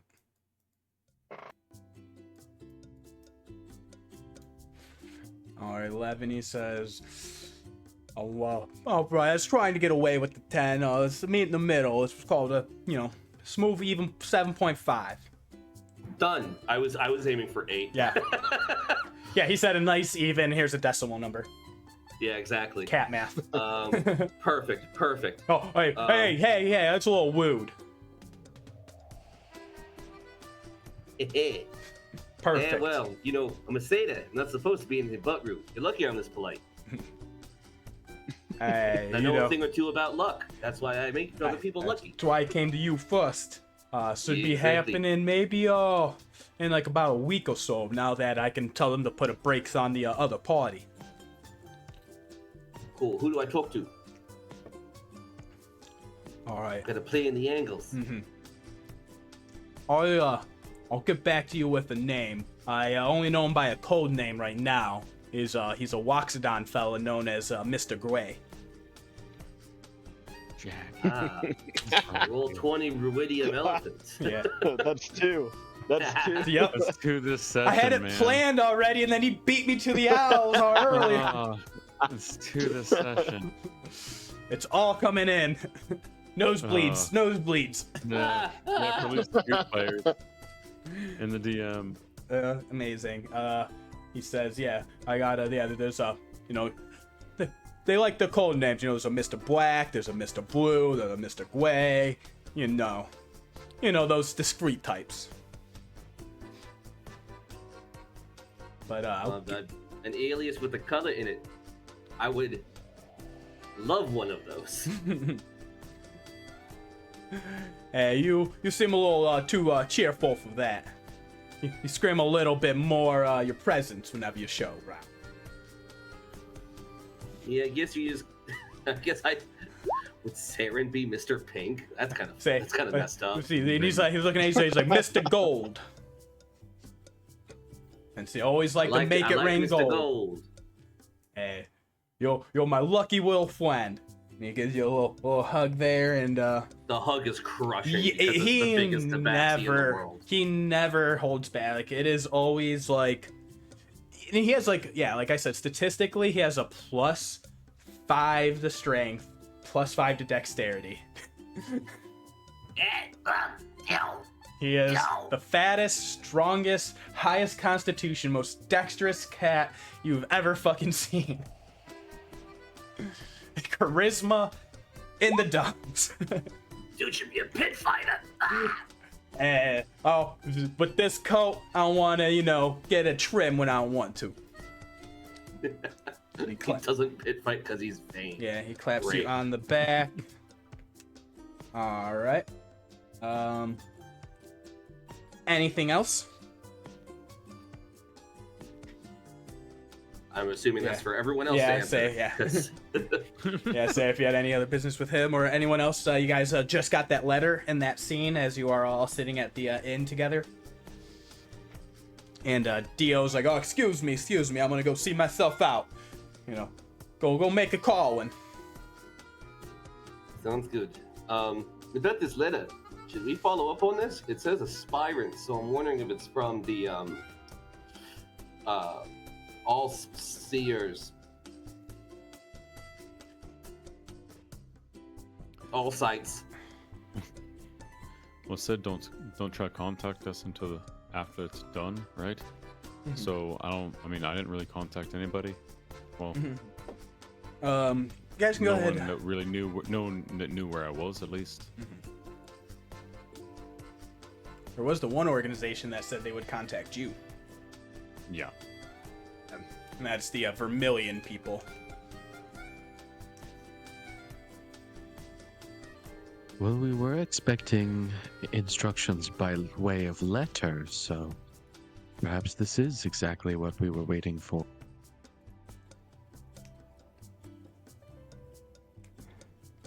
I say we follow up. Mm-hmm. It can't hurt. Yeah. Famous last words. Yeah. I mean, it's fine.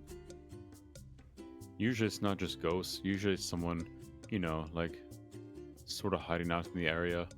Just someone trying to, keep people away from the area and wear a mask. Yeah, like a guy who owned a building with people in it, and then he was, stalking everyone who would come near it so that he could sell the building. He was trying to get people to sell the building to him, and but then there's this party of people that got the jump on him, tore his mask off, showed it was him to everybody.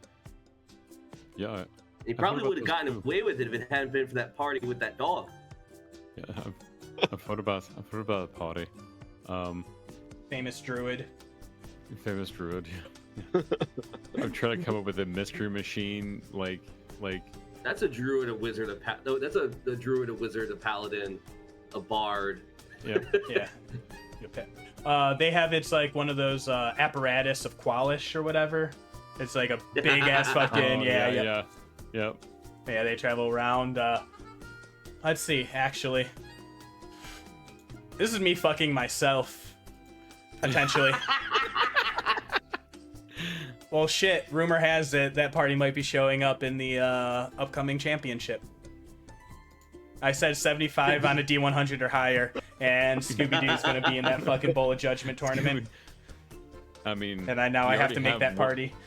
Yeah, you already have I mean, one of those characters could have came from a different party, or could have joined a different party. One of those characters could have joined a different party right now. The Galsariad. only survivor. He's sad, so he just eats a lot now. Yeah. Yeah. He's gonna be, hey man, that's my job. How do you speak more than I do?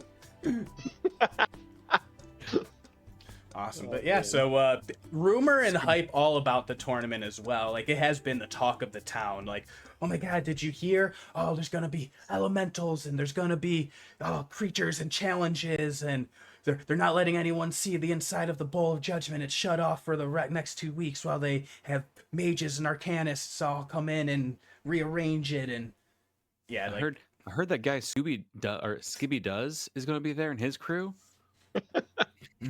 Yeah, Skibby does. Skibby Does, yeah. Yeah. We might want to adjust that one for copyright reasons. Yeah, Maybe. go get a little more. Skibby. It's Skibby. Skibby Does. Oh no, it's Skibbity Toilet and It's Skibby Toilet. yeah, Skibbity Toilet and Directly into a different copyright problem. I don't like that Right. one. yeah, Like, that one's not good. Skitty Does. We'll see when they reveal We'll themselves. workshop that one. We'll see when they reveal themselves. What does? Oh yeah, there's also Freddie the Junior Prince, who's in the group. Yes. Yes. That one. That is good. That one is good. That one is a straight good. Out of all the crap we've said today, that one was good. That one sticks. I feel a little redeemed, but you all have this rumors of a ghost in the Sigil District. All right. How about we go check it out tonight? Should be possible. Let me just get all my things together. Yeah, let y'all. If you guys have any preparations or anything else you want to do, you know roughly the spot for it. I guess. I mean, I'm assuming we've had long rests. Yeah, so long rest back up. This is going to be basically like that last final 7th day. So I'll say your portents have been used, basically. Okay, As gotcha. far as, yeah, for this final track. But any other stuff, you know, resources are fine. And how is y'all approach? I'll say, Mox, you do know a good way around the city by rooftop. You guys can find a card, or you can find like a nice large balloon basket if you want to. In the nice sunset evenings, the sun is starting to go down, where the cerulean blue sky is starting to bleed down into those like tones of, you know, vermilion and purple hues as the sun bleeds red right on the horizon as it slowly starts to dip down, and the desert air starts to kind of cool off, but that like heat kind of remains up until the sun goes completely down, and then it's a little bit more chill desert night. Minimal breeze rushing through. The throng of people are still coming to and fro everywhere.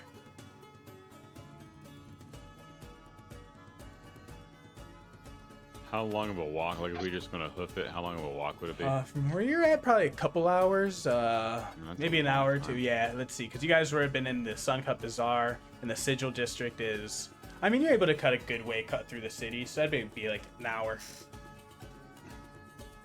Well, You guys Ludo's gonna ride his moorbounder, Zephyr. Yeah, I would say it would probably be like a silver for everyone to get a cart.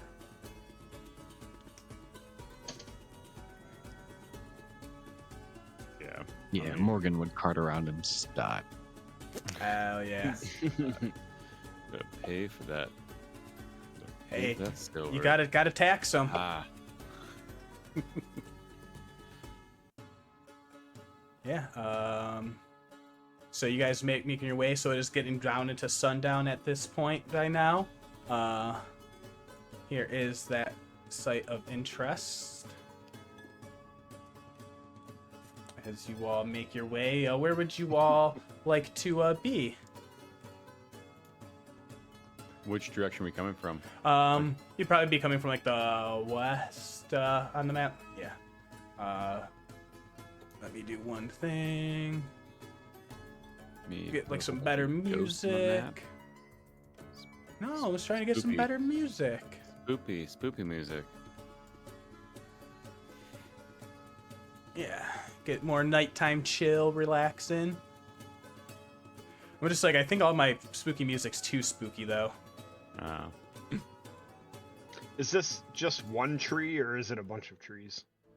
This is like one big tree. So as you walk up, it is a giant, like it's a shrine to the Wild Mother. Let's see. So you can have a description in the thing. One big tree, very reminiscent of the Tree of the Dawnfather. Yeah, pretty reminiscent. Large, big branches, the boughs of this giant sycamore.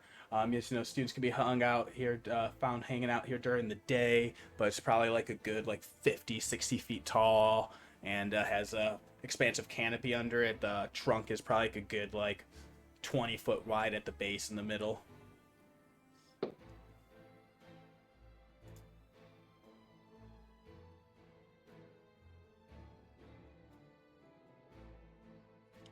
Who would be leading this at the moment?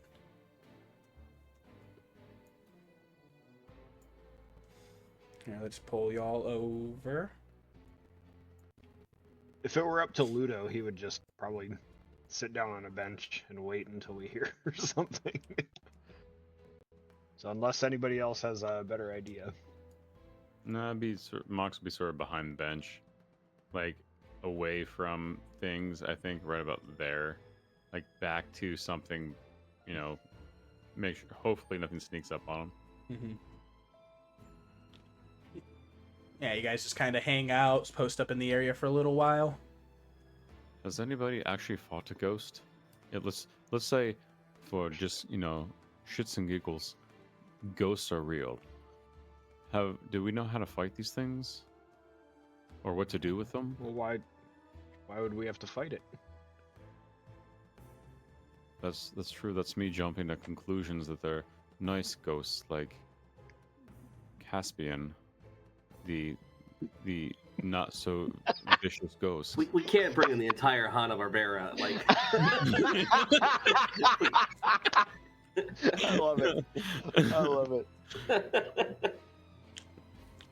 Caspian. I was like, where's he going with this? I was always a fan of Jasper. Jasper. The light red Jaguar is going to show up any minute now.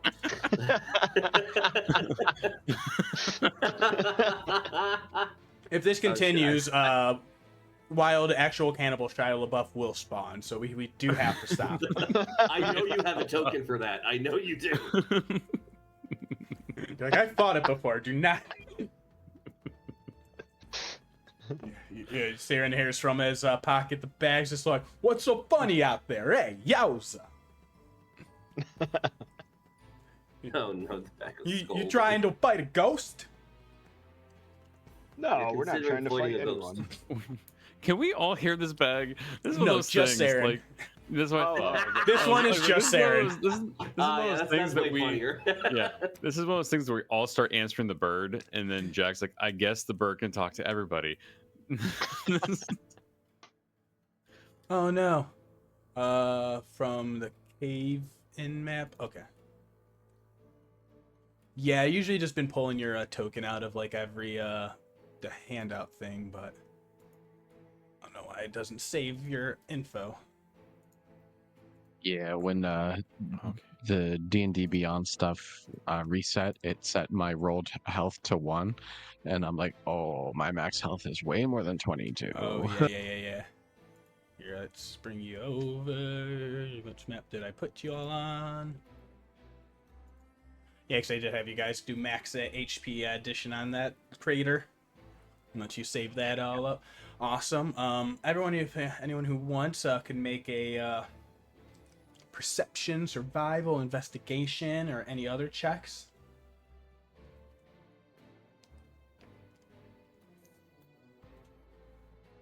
I'll make an investigation. Mm-hmm. We'll make a perception. Okay. 19. I'll roll a survival one. Yeah, I'll roll a natural one. All right. I think your ears are a little ringing still. Yeah, the first from- gunshot was a little louder than you thought. Mm-hmm. Makes sense. Got you some new earmuffs.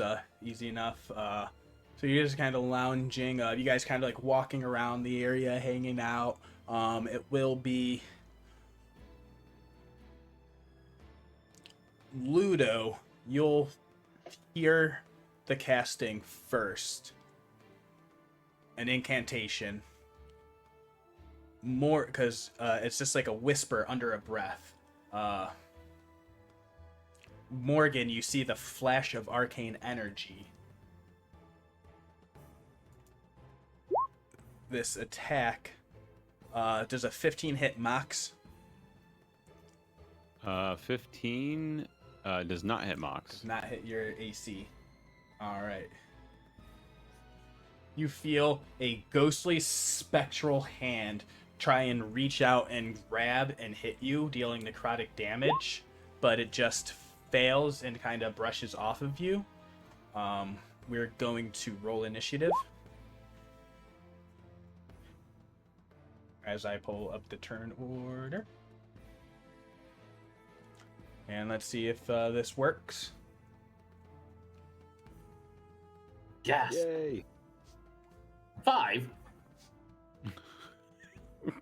3. Oh. 25. That's all right. At least it's the cleric. You know. Cleric in the back. Mm-hmm.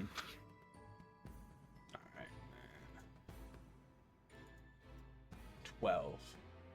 All right. So we're going to go in descending order.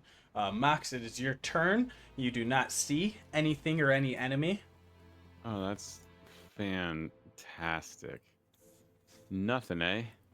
You could make a spend an action to make a perception check if you want.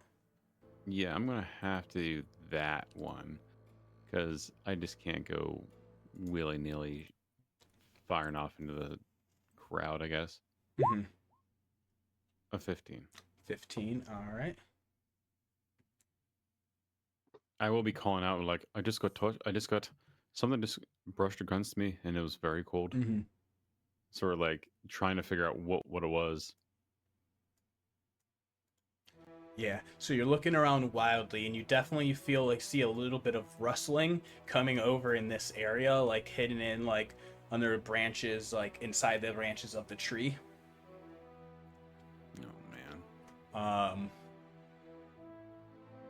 Mm-hmm.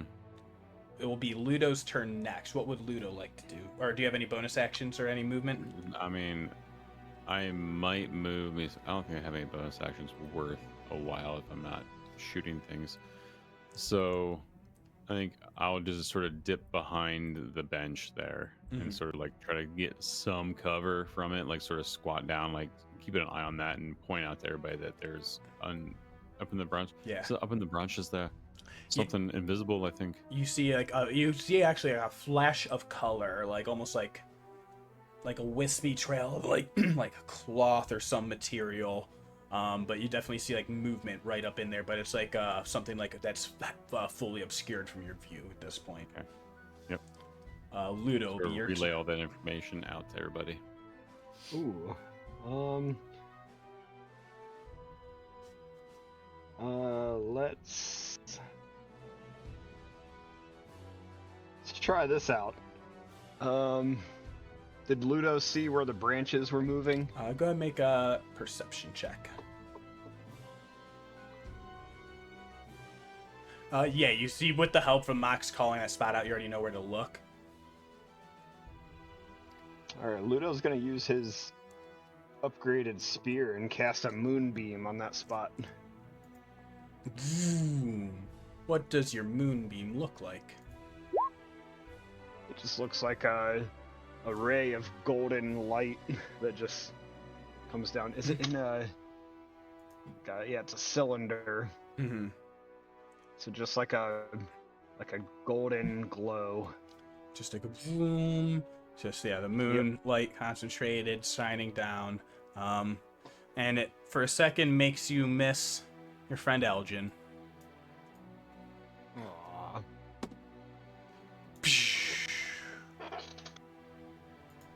lighting up that place, now revealing what is there in that spot. You see a tiny child, small brunette hair's tied into like tight little braids on both sides. She's wearing like a what was once like a nice noble cut like just like child's dress, very very well nice material with like a good trim on it. She seems to be holding like some sort of book, and with that perception and that light that you see it up, you see. Go ahead, everyone can make an insight check.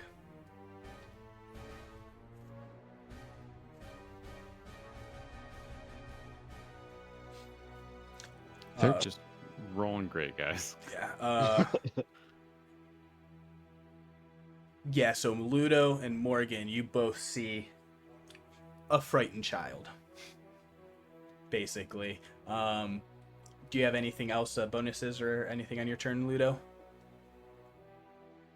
And I will give you one question.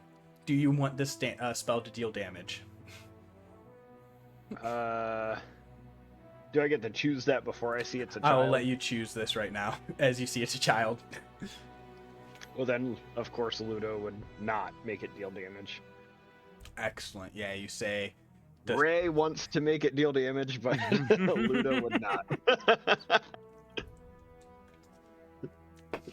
That insight, that gives you enough time, as before they act, they say...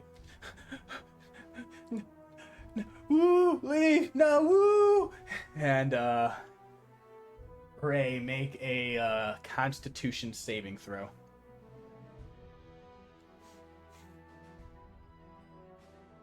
You see she goes to cast a spell. A chanting happens, and you have a spell effect wash off of you. And she says, No, leave me alone. Just go away. Saeryn, it is your turn. Do I see the child in the tree? You see this illuminated now in that moonlight. Everyone sees this child in the tree now. Yeah, what are you doing in that tree? I'm hiding From what? from mean people. Like what mean people? People out in the city. People who try to harm you. People who hurt your parents. Did someone hurt your parents? Yeah. Make a persuasion check.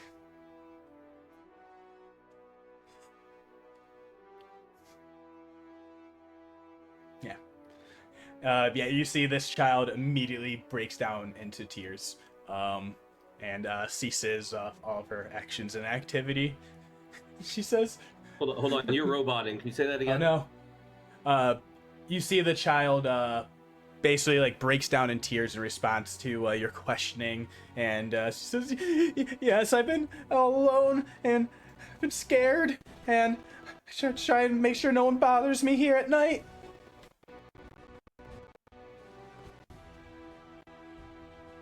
I think I got the gist of that.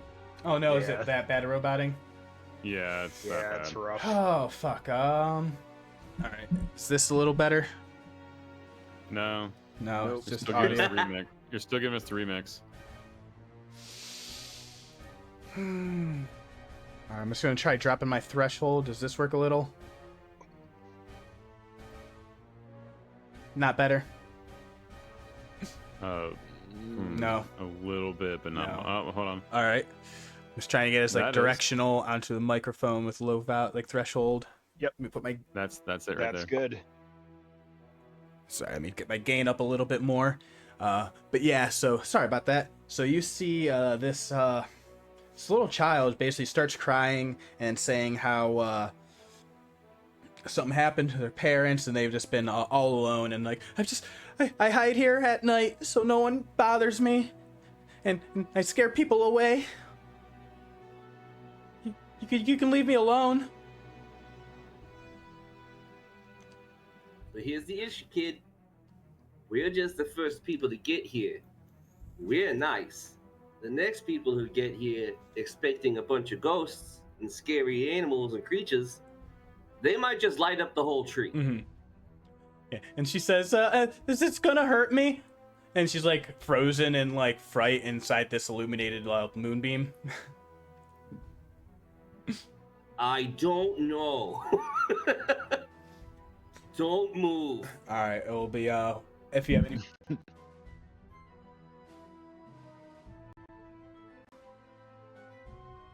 My setup is a little janky right now. All right, is this good? Yeah. Yeah, keep For going. now. Yeah. No, I'm sorry, it's getting nice and close to my face without it falling. All right. So that will be basically Saren's turn. Morgan, it's going to be back to your turn. Are you guys wanting to engage in combat with this child? I feel like Morgan isn't going to engage in combat. What I will do is I came here expecting a ghost. I'm going to see if there's anything else here that I can't see normally. We're going to use my action to evoke my Eyes of the Grey. Excellent. Basically, it's any undead within 60 feet. I'd know exactly where they are unless they're behind total cover. Your eyes light up the magic of the Raven Queen. Vroom, washes out in a 60-foot radius. There's been no touch of undead anywhere near this holy sacred shrine to the Wild Mother. You know immediately, intrinsically, the magic of this shrine holds enough power that undead wouldn't even be possible. And so you just realize now in that moment, these are just rumors and hearsay spiraled out of control. And just a small, tiny, frightened child who has seemed to awaken some sort of magical ability. I feel like she would try to address the child then. Dear child, please come down from there. You are safe here. Why must you scare others away? I just mean people. They would shadows. They moved at the night. Silent porcelain masks. They came for my papa, and I ran, and I found myself in this tree. And I just anytime anyone would come close, I don't want them to come for me now. Well, we are hardly those people. Is there anything we can do to help you? I don't have any place to stay or go. I don't know anyone. You can just leave me be. Well, I can afford a room for you at least. Come on down from there. Go ahead and make a persuasion check. 14. All right. That's exactly the DC that you needed. Moment drops. We will get out of initiative. Oh, thank you, because I had no clue what Mox was going to do. Yeah. I was saying before the guy starts shooting again. When you So first it started, I'm started like, okay, blasting. yeah, ghost kid. Oh no, not a ghost. Oh man, I have no clue. Yeah. I have no Nice. concept. Ghost kid? Oh, not a ghost kid. Soon a ghost kid. It could be a ghost kid. Be a lot cooler if you were. Well, I thought that's what it was, and then until like literally, Aaron thought that's what it was until Morgan started talking to her, and I was like, oh no. Yeah. Because it go really bad. And she comes out, and yeah, it's this little tiny child. It's like 8-10 years old. You guys seem to have a thing for finding orphans, that seems like. Jeepers, this is well, okay. Mox doesn't know that. Making orphans? Right? And she says, so you said you might know a place for me? Yes, we're staying somewhere, and I can afford a room for you for a while, and until you can sort everything out. And I would say off the top of your head, you probably think and know the Dead's Respite's probably not been the nicest place.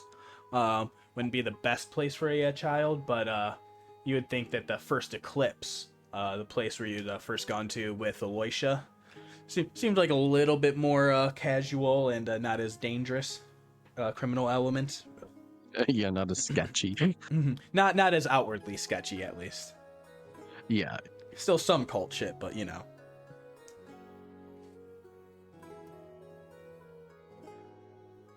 She says, but can I have a bowl of it's like a bowl of noodles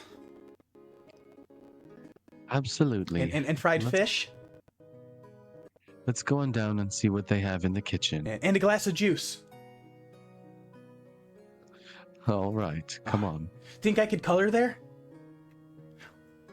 I don't know if they have anything exactly for you to color, but if you've got your own supplies, I don't see why not. Yeah, and immediately in her head starts playing the that all kids have when they get a fresh order of mozzarella sticks, aka ska music. And Real Big Fish starts playing in her head. And yeah, so you guys are able to make your way back to the first eclipse. And let's get some more fun, upbeat music. We don't have a lot of those tracks in this playlist yet.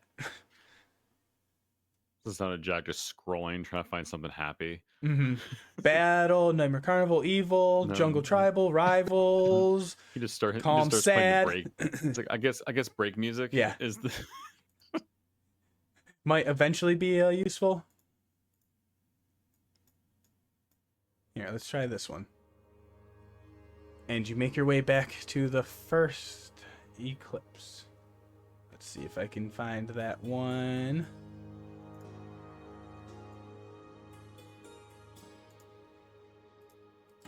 It's not this one, though.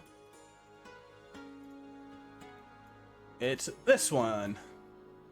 As you all make your way in with that child, you see back behind the bar there is that blue skin-scaled dragonborn.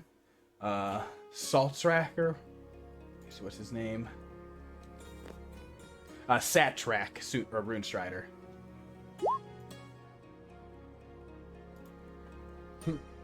Yeah, you all get a few looks as you make your way hastily through the city.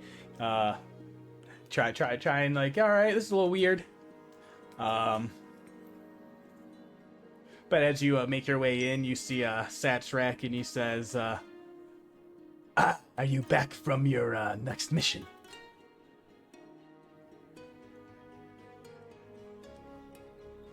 I heard that they had sent out a letter for you all.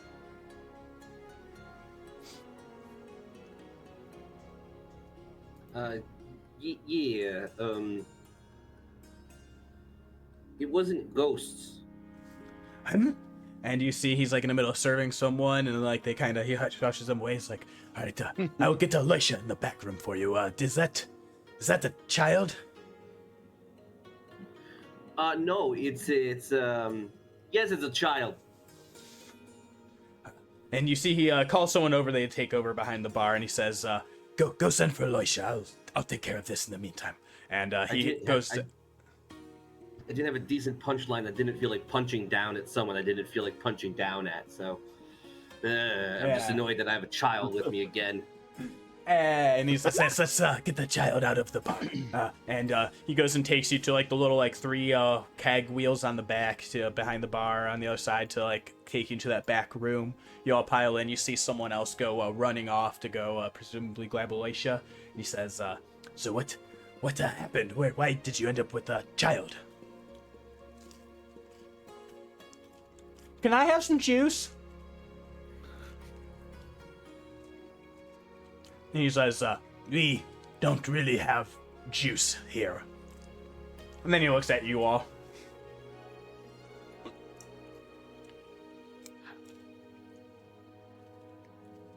I think we're all looking at Morgan.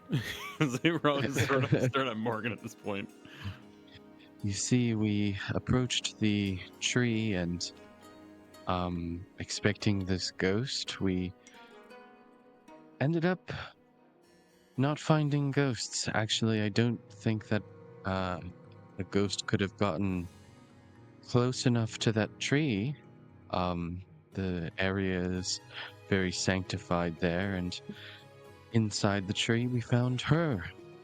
She seems to have awakened some innate magical abilities, and her story is one of great fear and terror. I see why she was hell-bent on pushing others away, it seems. Mm-hmm. So, it seems to be a little bit of a dry lead then. Yes, but in any case, now we have her to deal with. I'm willing to put up some gold to get her a place to stay for a while until we can get it all sorted out, but yeah. And you thought that would be here? I Yeah, couldn't just leave her there. I'm tough. I can work. You see, she does like that little puff up that like only children can manage. He says, "Oh, you think you could run tables then, huh?" Yeah, and I'm tough, and I could beat up any other patron that gets mean. Okay, there. You guys go ahead and make an insight you can, check. peel potatoes. Yeah, the thing that this might be a hurry of saying I'll shoot some magic at them. I got a nat 20. Yeah, so you see a glimmer of like your reading of Satrak this so far, the blue scale dragonborn. He's been pretty like terse. He seems like he'd be more at home at Bazazan than anything else. You see definitely like a flicker of a smile as he like looking at the child, and you see there's like maybe a little bit of a soft side to him, and you could see definitely a potential of like he can be convinced to basically take in and foster this child despite his hard vacade. I bet with the right mentor, she could be polished into a beautiful gem. I mean, she is seeming a little rambunctious. You say she was casting spells on people? Yeah, I'll do it to you. And he's going to need to make a Constitution saving throw. Counterspell. Okay, yeah. You see she goes in and starts casting a spell. And you see she was going to blast him with a ray of sickness. Oh, that sucks. That's a cantrip. Oh, no, this is a first level spell slot. So this is a Okay. child commoner she's casted another spell. At least one, she cast a cantrip, and now you see another spell that she's casting. You noticed before she tried to cast a blindness deafness spell on Ludo. But you see, you bash that out of her hand. She's like, "Hey, that's mean!" And she comes up and kicks you in the shin.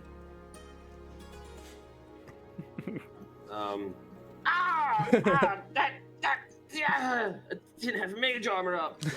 Ha! And she goes and like hides And under he's the dead. table. Yeah, wizard gets kicked by a child. Roll 1d6 damage, dies. Roll a con save. No. So yeah, you see thinking at this point, Elisha comes walking in and she says, "So, where's that ghost?" Oh, we're gonna leave her with her. This might be. Looks at Morgan. Do we? Oh, okay. Do we want to rethink this? You've met her, right? I left a newborn with a dryad. This can't be any worse. You would not believe how wrong you are. I think we need to. I don't want to know. Okay, and he walks away. Yeah. Weird. It wasn't a ghost, it was a kid. She says, I see that. As there's like already like somehow a crayon got produced from somewhere and there's already scribblings like on the wall. Like no time at all. Somewhere, somehow juice got served. Like Satrak, he like walked out of the room when Elisha came in and he comes walking back in with a cup of juice for the child. And he says, apparently we have a new employee at the first eclipse. And Elisha looks at you all. She says, so you all were sent to investigate a ghost, and you bring back a child instead. Would you prefer we bring back a ghost? And she looks at the child, and she says, well, that would be a little messy. Even for us, there's certain lines we try not to cross. Although some of the higher ups, who knows? Oh, I mean, if it was actually just a ghost, you're implying we should have killed the... No, what? Not saying I would suggest that, but some of the five, who knows what they really, desire. They just want power. The five? The top five. The council of the Consortium. You have met Vril the Moth so far. Eventually you might be able to meet the Owl. Goody. Yeah. Adrian, or Eridrine, she likes to be a little bit more dramatic. But I guess I can kind of count this job as a success. You're saying this was a child instead, just haunting the place? Yeah, it was a child that was avoiding being, I guess, bullied by people that don't understand the magic powers. We could, in theory, go ahead and do an investigation of the city to see if anyone's missing a kid. What about... Do you know anything about people wearing masks? Like a Porcelain masks. Porcelain masks. Aloysius, he says, I mean, that doesn't even sound like anything here. That sounds actually kind of something up your alley. And she looks over at you, Morgen. And you do say that does kind of sound strikingly like not uncommon sights in Shadowfell. You can make a religion check. Sure. Mm-hmm.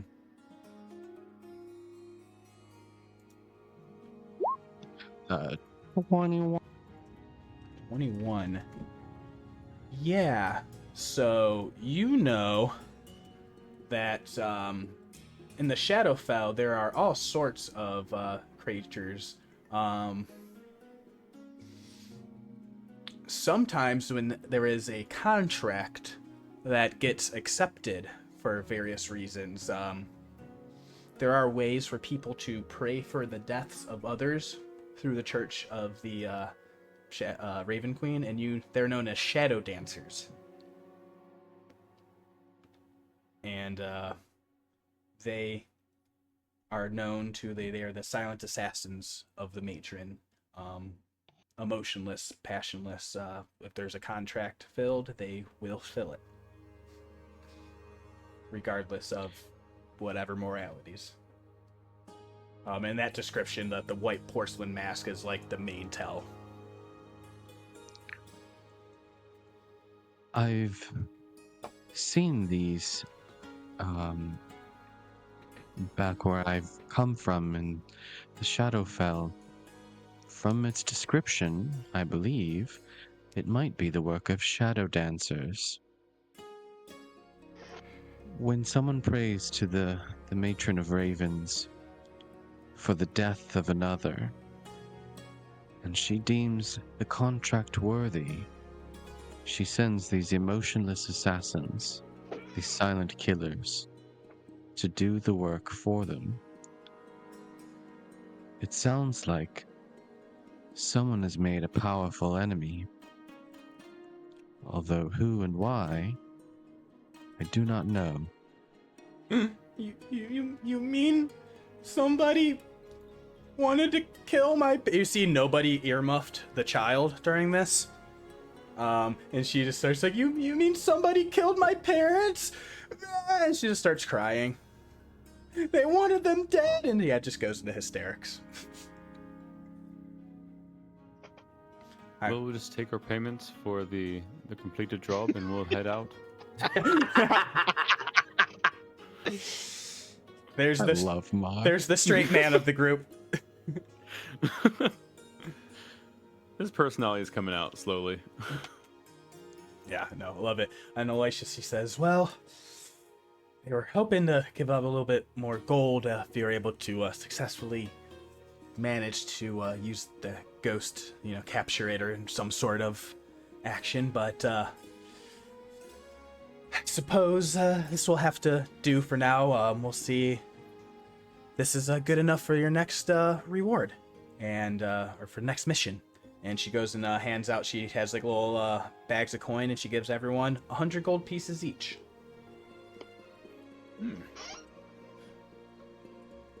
And she says, "Now, the next job that they were thinking about, I'll overheard them talking about it. We've had someone reach out from the Lux Run Casino. The proprietor, Adema Shemsilver, has heard that there is plans for a group to come and rob their coin vault. They wish to avoid the aid of the Hands of Ord in this, and a little bit more discretion, and they've turned to us for maybe if we can find a team to help prevent nothing help make sure nothing happens. I know it's just mercenary work, but it is coin."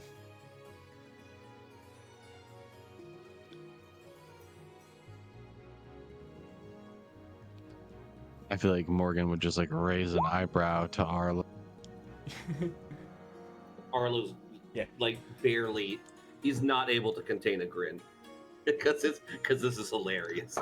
Yes, for Saeryn particularly. No one else was around for that conversation with him and Dio earlier.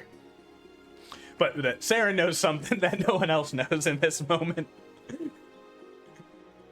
And she says, "Well, they were willing to pay a little well, but here's the deal. This, they're willing to pay a little bit of gold up front, 250 at the beginning, another 750 if you're successful.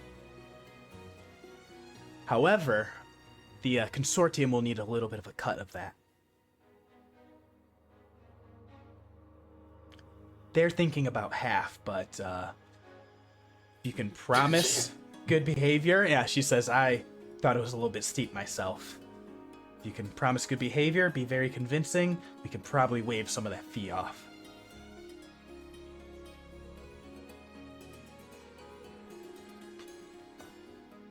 So what do you all say? Good behavior. We're always on good behavior.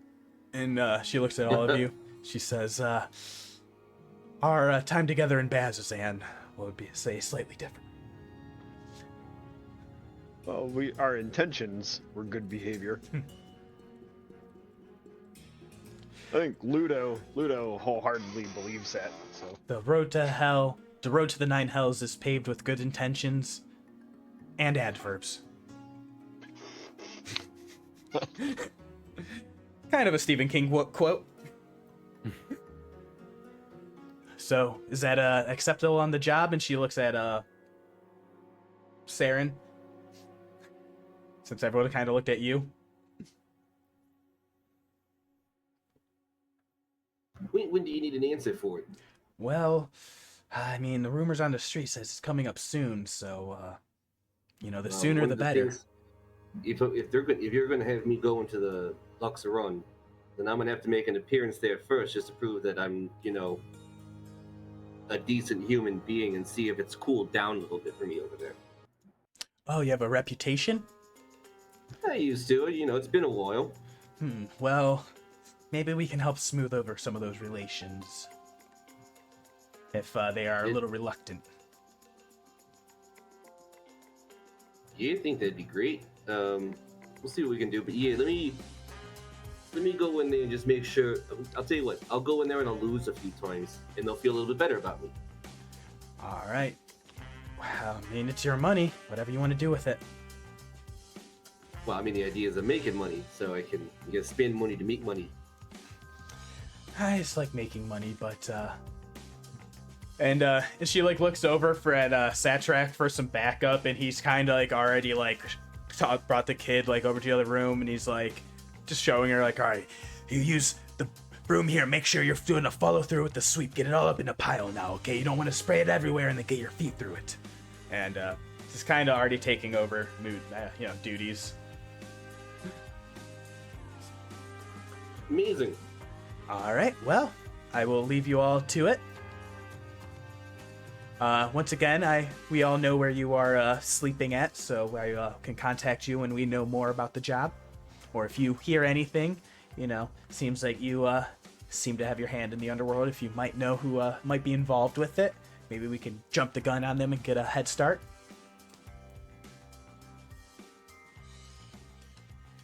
Now, don't you know if any of my contacts getting touchy about something? Yeah. Go ahead and make an insight check, or a deception check. It's more definitely the omission of knowledge. Oh, yeah. Oh, yeah. 2! Yep. Amazing. Yeah. Nobody has a clue of anything at this point. What is Saeryn's internal thoughts?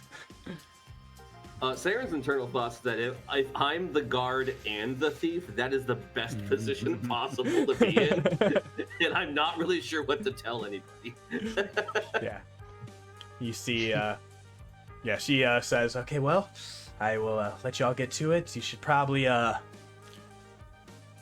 make your way back out of here. Don't want it to be a habit of you hanging out at this bar for now. We have a certain reputation to keep up. Reputable clientele.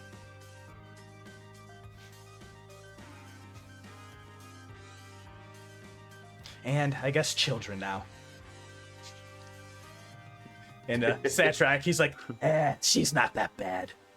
And she's just like, I want more juice. And that's, I think, a good rip away from that scene at that. And you guys get to make your way back to the Dead Star Respite.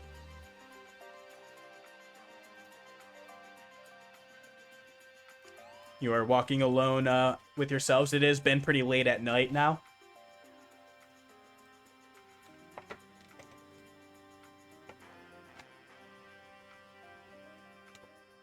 Y'all have any discussions now, or you can save them for later?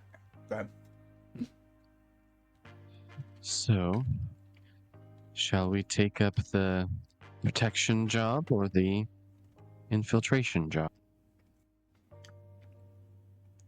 I think actually maybe Saeryn hasn't technically said it yet, but also you could catch up whenever. Sure. He can also also hand wave RP if needed.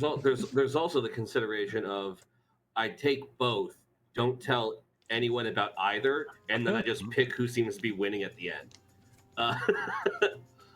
And if my current party takes out a bunch of the robbers, but I still manage to get the vault open and stuff out of it, then that's bigger cut for me.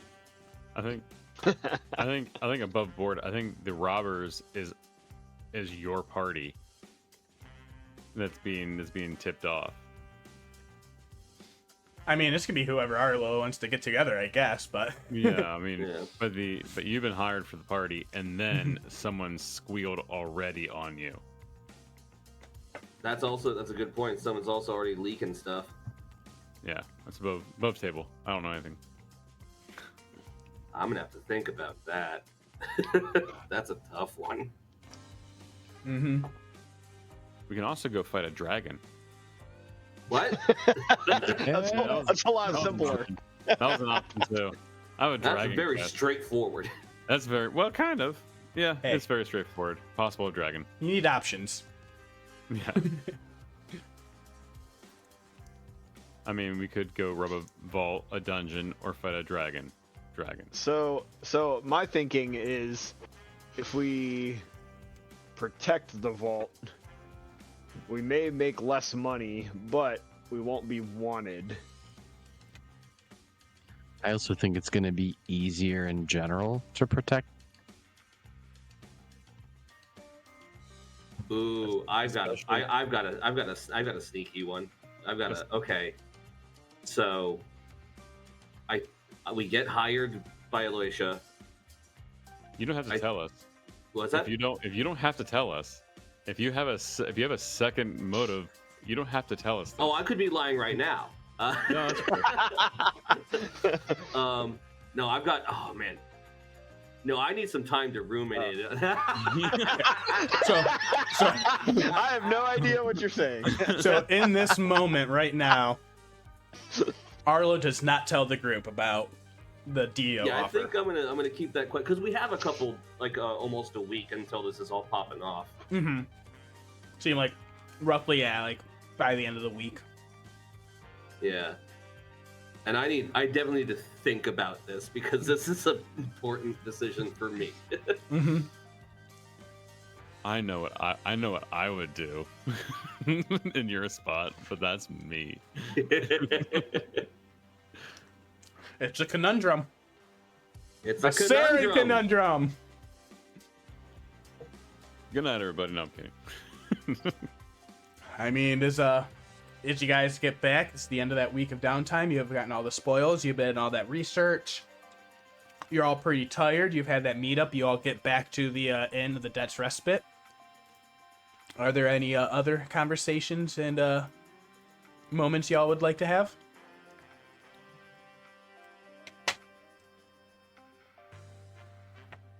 So when was the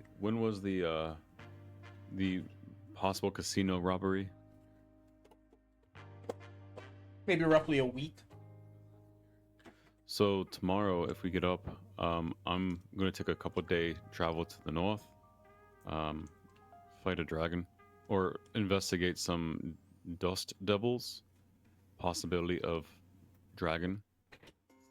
If anybody wants to come, it's 500 gold plus. Minimum, I think 500 gold. Mm-hmm. I mean, squeezing more things into our time is probably a good idea.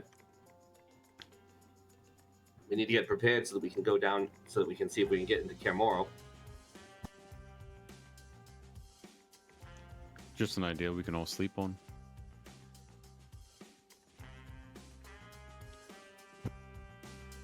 Yeah. Yeah.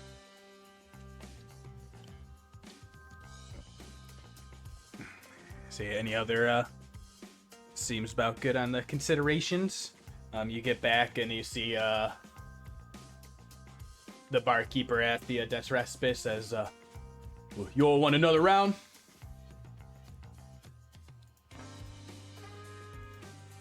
Yeah, I could use a nightcap. All right. I'll keep the sand kegs hide back behind the bar this time. Thank you. Yeah. I'd appreciate that. You know, I am running a little bit low. If you guys ever go out in the desert and find some sand kegs, but you guys now realize it's the third time someone has offered that to you. Yeah.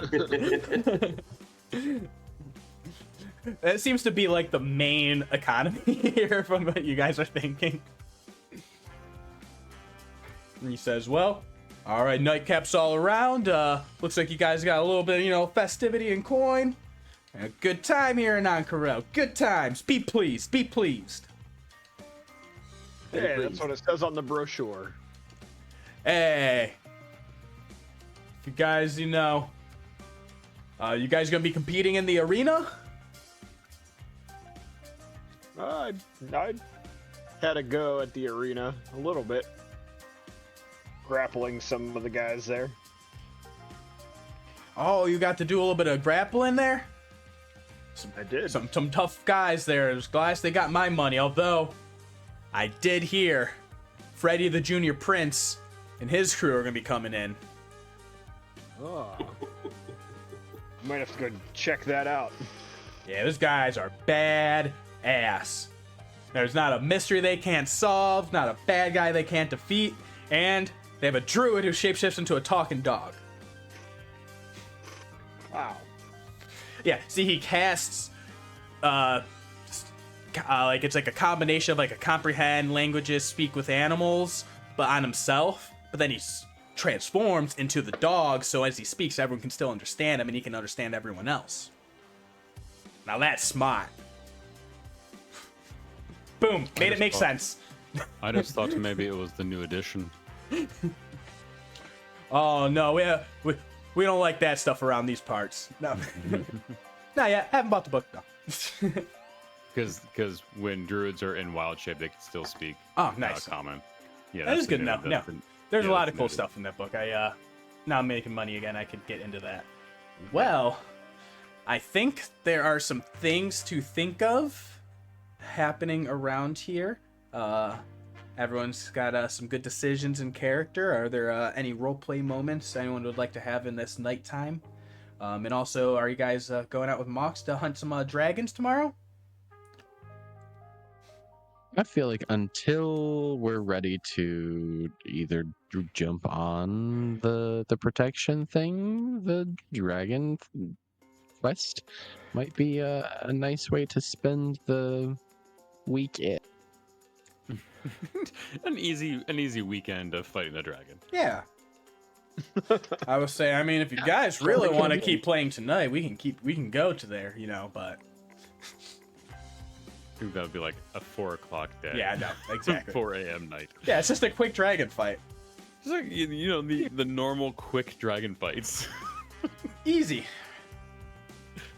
In that case, I think we will wrap up as everyone goes to lay down for bed. Your activity downtimes. Mox with his new gun.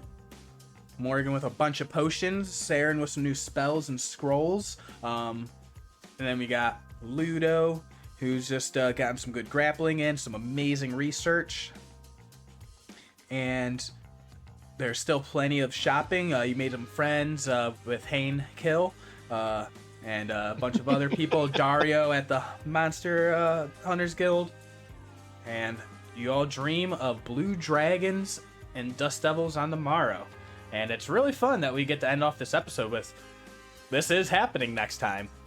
This is very rare in a Dungeons and Dragons. Very rare. Like, next episode, I know expect these. Yeah, this is our gift to the DM. We know what we're doing next time. Love it. I think with that, you all, this is the end of your first week in Ank'Harel.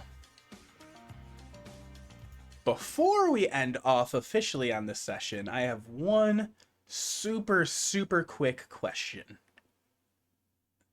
All right. Hey, Aljin. How you doing? Not great. This is the night after we're about ready to sleep. This is the Correct. night of the end of that last adventure. Yeah, that's what I thought.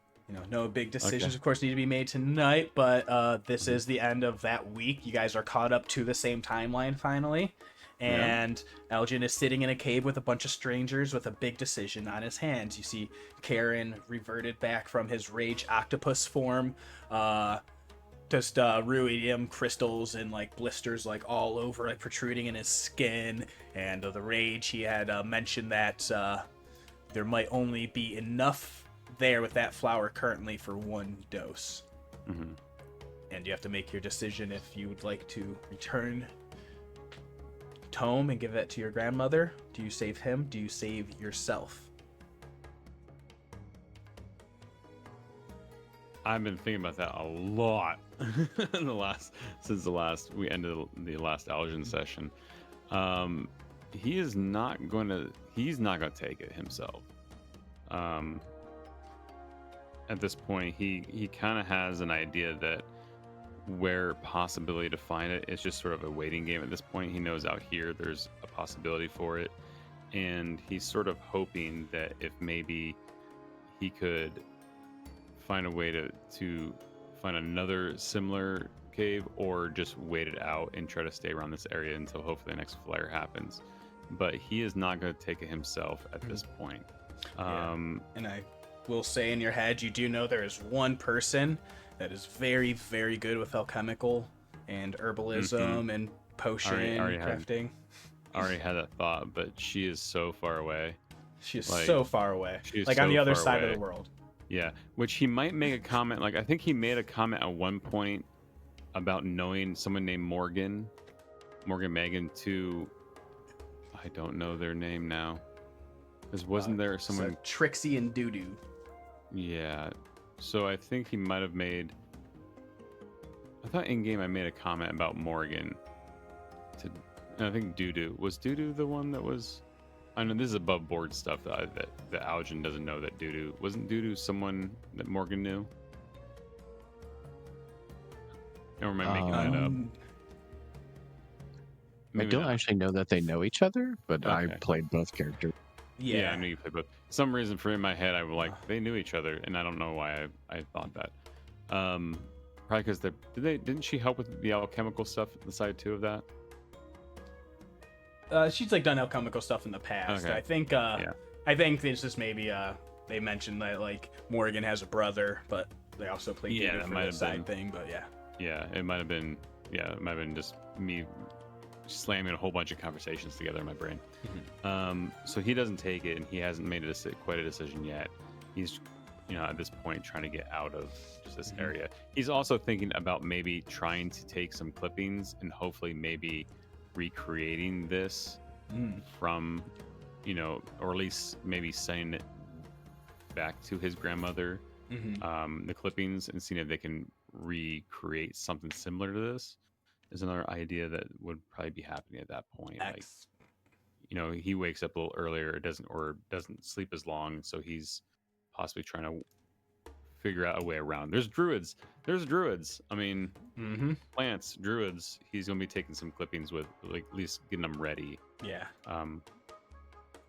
When everybody else is sleeping. Perfect. And then just for when you click a thing, would upon waking up in that next morning on the same timeline, would Trixie and Dudu be hanging around, or do you two think they would be heading back towards Ank'Harel?